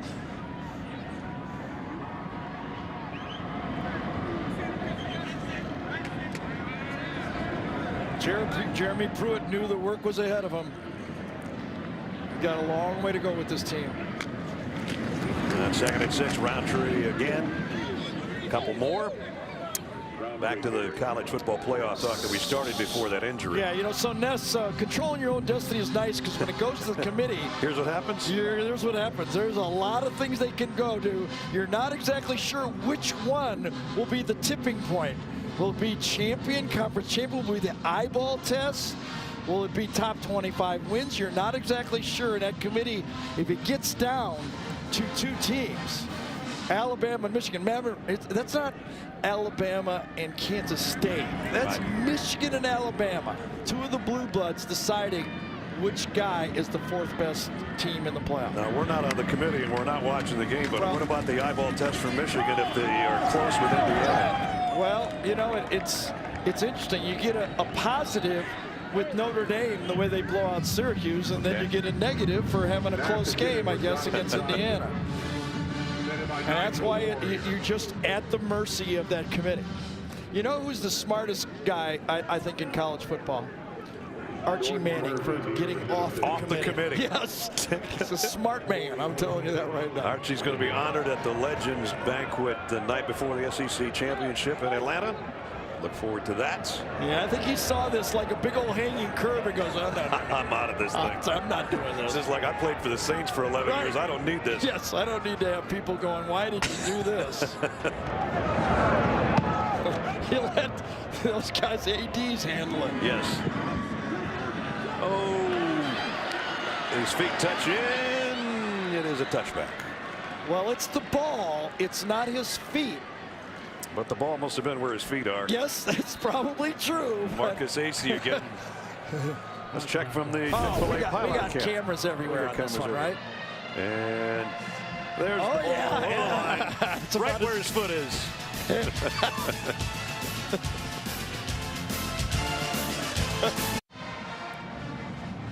Tuesday on CBS, discover the show critics say is gripping, refreshing, and surprising. From Dick Wolf, executive producer of Law & Order, comes FBI. New episode Tuesday after NCIS.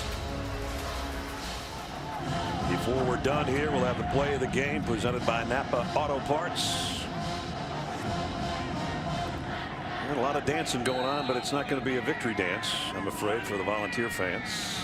With 9 minutes remaining, Kellen Chris play fake, and again asked to throw it away as he was getting pressured. Jamal Brooks was putting the heat on him. And he got hit after he let go of that one. Yeah. Jamal Brooks plays for Cale Gilbert at middle linebacker, and he just runs down. And he went right through him. And again, you know, the college quarterbacks actually take a more strenuous hit. That in the NFL is now being outlawed. Landing on the quarterback, can't do that anymore. Putting your full body weight on there. College quarterbacks take a few more hits than the NFL $20 million guys, I guess. Chris throws on the run. It's picked off by DeMarcus Acey for the second time today. And DeMarcus all the way back to the 11-yard line. He's had a big day. And we got a flag down as well. Thought he had man coverage. Acey took his drop from the corner position, baited the throw, and had it all the way. Watch, he's up here. He stays in this area, and then when he sees the throw, he collapses on it. He knows where that receiver is, collapses on the throw, and makes the pickoff. And an interception against Kentucky, now 2 today.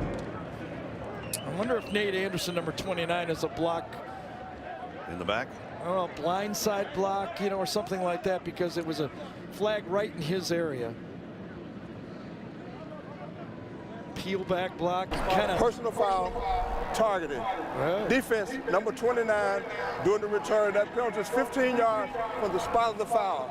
The previous play is under further review. Yeah, he kind of jumped at him. I didn't see if he hit him with his helmet or not, but that's the look again. Defenseless player on a peel back block. Well, he sees it coming. No, he does not. Good call. That peel back block, that's one of the ones I would like to get out of this game. It's right on Jawad Jennings' chin. Kind of tried to hit him with his hands a little bit, but his helmet connected a little bit like Devin White's hit on the quarterback on that play. Just high enough to be called. Let's see if it's confirmed. After review, the ruling of targeting is confirmed. The penalty is 15 yards from the spot of the foul. Missouri retains possession of the football, first down. Well, Tennessee lost a player, and now Missouri's lost one. When you hit high, you put yourself at the mercy of the replay official. I think it's the right call. Jawad Jennings does not see it. He's blind, he's defenseless, and he hits him high. Unnecessary. So he's going to miss the first half of the Arkansas game the day after Thanksgiving.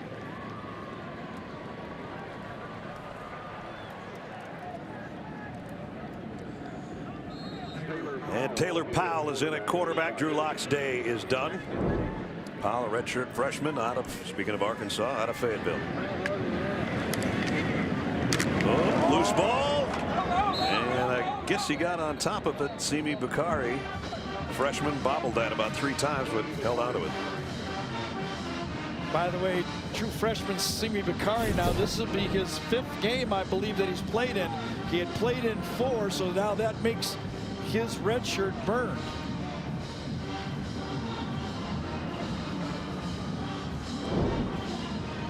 Missouri with the luxury of playing some backup guys here at the 8-minute mark with a big lead.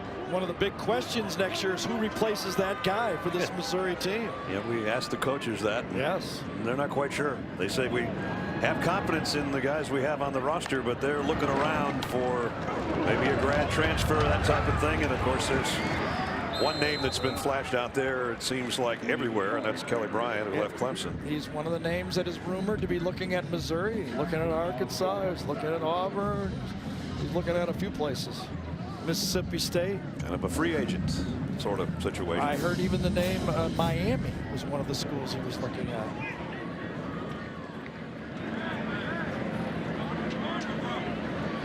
Meanwhile, Missouri just trying to keep it on the ground. Get the clock wound down.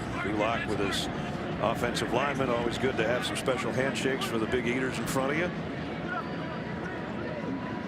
protected him extremely well today. He really didn't have a lot of pressure on him at all. Here's a nice run. Almost a face mask at the end of that by Bakari. Well, Drew Lock has put on a show, hasn't he? Yep. He's taken the slant passes to keep the linebackers honest in the RPO game. He's thrown the ball accurately all over the field. There's not a spot on this field that he cannot get the ball to, and quickly. He is definitely a weapon. I told you at halftime, I thought his 2 best throws were the ones that were dropped. Well, yeah, I thought one of his best throws was the haul on that touchdown where he came in, he stopped, and went out clear across the field right on a dime. But you're right, he's showed the whole package here today. Another first down run by Bakari. Had that big win against Florida, because the whole thing is he hadn't beat a top 25 team, but some guys that are doing pretty good in the NFL never beat any top 25 teams either. How about that? Yep. And they're doing just fine. Well, you know, I mean, when you play for Texas Tech and Cal or Missouri, to be frank, I mean, you don't have the top talent in the league. So when you go against those top teams, you have to play at a very high level to beat them. And I know both for Barry Odom and Drew Lock, that Florida win was huge. Sure was.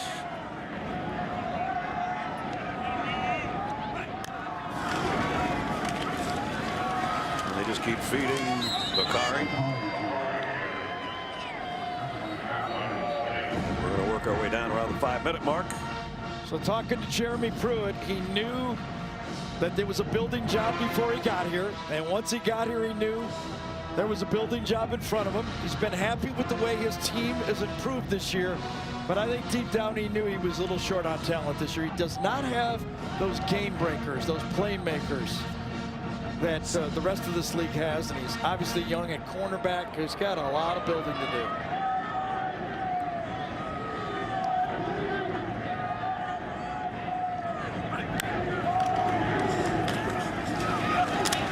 This guy getting some playing time, and he's not going to slow down. The freshman out of Round Rock, Texas, Simi Bakari, getting some work here in the late stages of this game and looking pretty good doing it. Has it down to the 9-yard line. Yeah, because Beatty's looked good at it. Yep. Bakari, and I mean, that's 4 deep at running back. And Crockett and Roundtree are not seniors either. Crockett's a junior, Roundtree's a sophomore. So they got some good backs coming back for next season, without a doubt.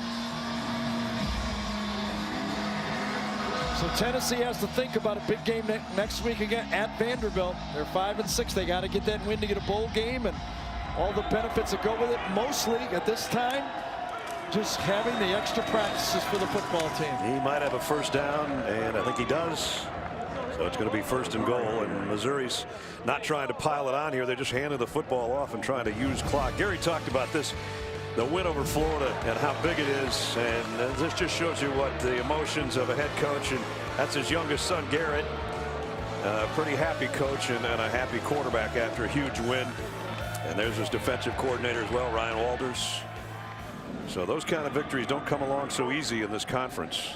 You know, it's funny when he was talking about his son, he goes, you know, they get it. They know how to read now. And he said the 2 oldest kids, they're invested. They got it, but the young ones just starting to figure it out. Right. And he said they understood how big that win was for Pop and the program. Well, the other way around. For the program and Dad, yeah, basically. Right. And inches shy. Bowl appearances in 2 of the first 3 seasons. Pretty good group right there. Yes. Barry's going to join Coach Farrow and Devine, Warren Powers. So last year 7-6. I mentioned the loss was in the Texas Bowl. They're going to be 7-4 here in a couple of minutes, and 1 more game to go on Friday. You'll see it on CBS against Arkansas. Well, when Gary Pinkel brought this team into the SEC, it was a different looking team. They had that Big 12 fielder. They were great pass rushers. They scored a lot of points, kept you off balance. But when Barry came here, he said, we need to change and tweak it just a bit. That means they're going to be 3 yards in a cloud of dust, but a little more stout on the offensive and defensive lines. And I think he's on his way there. Yep. Yeah, they used to have those edge guys that sacked a lot of quarterbacks. Now they got some meteor guys. That's right. 4th and inches. Did Tennessee jump offside? Maybe a free play. The throw is incomplete, broken up And I don't know if there was a false start or an offside on Tennessee. We'll wait and see. Offside. Defense, number 90. Half the distance to the goal. The result of the penalty is a first down. So it's first and goal. Yeah, right inside. I think it's right here, isn't it? Yep. That's an easy one. You know he has a free play, and he just very smartly throws it out to the outside. That's only the 13th pass that, even though it doesn't count because of the penalty, that Taylor Powell has thrown this year. You know, we've seen Will Greer at the beginning, and now we're seeing Drew Lock. A little similar styles. I think Drew's got a little stronger arm. I do too. Yeah. I think he spins it a little tighter, but I'll take Will Greer too. I know. Both of them with great futures, bright futures. And Tennessee's seen some quarterbacks this year, I'll tell you that. Yeah, that guy in Alabama's not too bad either. Yep, but Tua and Jake Fromm. Jake Fromm. Jared Stidham has not had the year he thought, but he's an NFL prospect. They've seen 5 of them.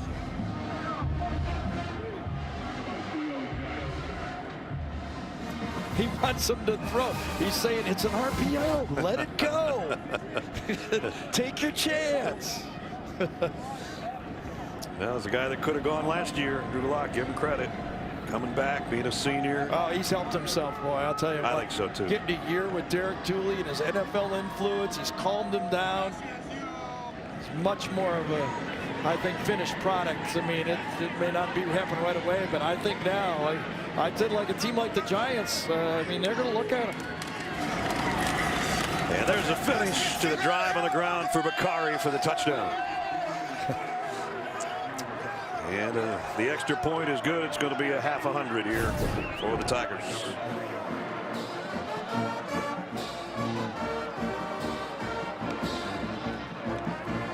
They came in averaging just under 36 a game. And after another scoring drive here of 9 plays, they just tried to use the clock, and they did use almost 6 minutes. Yeah, it just shows you sometime, you know, if you're Tennessee's defense, you're feeling good about yourself the way you handled Kentucky, but Kentucky's a one-dimensional team. Missouri is not. Extra point up and good, and it is 50-17. With 2:53 remaining in the ball game, a happy captain, senior quarterback, soon to be an NFL player next year. Now it's time for the play of the game presented by Napa Auto Parts. You wonder what would have happened had this not occurred for Tennessee in this football game. Keller Christ, underthrown ball intended for Marquez Callaway, and DeMarcus Acey returns it 76 yards to set up a Missouri touchdown. And really, the Tigers never looked back after that swing late in the second quarter that gave them a more commanding lead, and obviously now have gone on to score 50 points here against the Volunteers.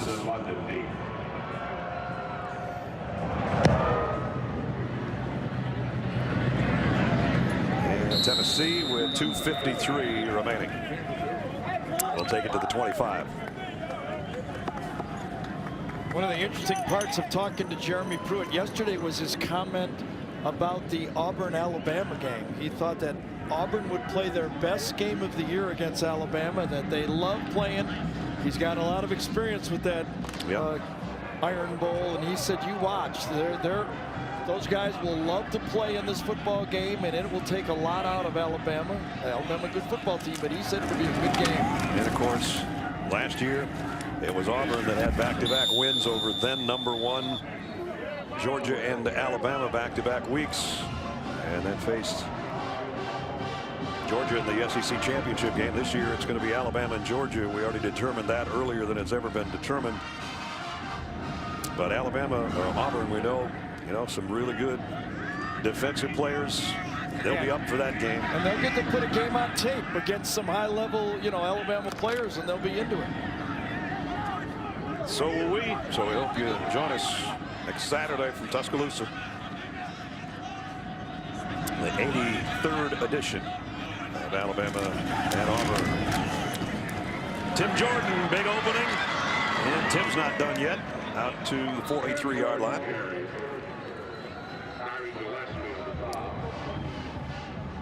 Talked about offensive coordinator Derek Dooley. Looks a little different, not wearing that orange. Last time he was on this field, he lost as head coach of Tennessee. And then today, a little different feeling. He's like, yeah, I like it up here. This is pretty good. Jamie? Well, when I talked to Drew Lock this week, I asked him about coming to Tennessee. He said, oh, Derek Dooley, he's fired up. I said, really? He goes, I mean, no, he remains the same guy week in and week out. He backtracked a little bit, but it was there. You could tell there was an edge. And meeting with Derek last night. Just happy, I think, to be back in the SEC and coaching again after a 5-year stint in the NFL. Interesting what he said, though. He missed being the guy getting criticized. He's coaching the NFL. He had a spot. He wasn't the offensive coordinator or head coach. And, you're under the gun in this league. If you're a head coach, quarterback, or offensive coordinator, defensive coordinator, or play-by-play or analyst, you're under the gun, okay? Under a microscope. And he said he missed it. Yeah. He said, I like the competitiveness, yes, but I wanted to feel, being online, being right in the middle. There's something about that challenge. Yeah. Yeah. And maybe the final play of the game. And it's going to be a big gainer for Ty Chandler. So Chandler and Jordan add to their totals a little bit. Their stats are going to look better. Reminder, Capital One postgame show. Zook and the guys coming up when we're through here, which is about one more play. Yeah, it may take their rushing yards to respectability now. Prior to that, they were in the 30s to 40 yards rushing for the game. They're going to get it close to 82 now, I think. But it was the no run attack, and Tennessee, without some help for their pass blocking, without a running attack, just doesn't have enough offense. So Barry Odom hasn't lost a November game now in 2 years so far. Got another one coming up on Friday against Arkansas, but a convincing win on the road today for the Tigers, who go to 7-4 and 3-4. Volunteers still need a win to be bowl eligible if they can beat Vanderbilt next week. But they dropped to 5-6 here on their final game on their home field for 2018.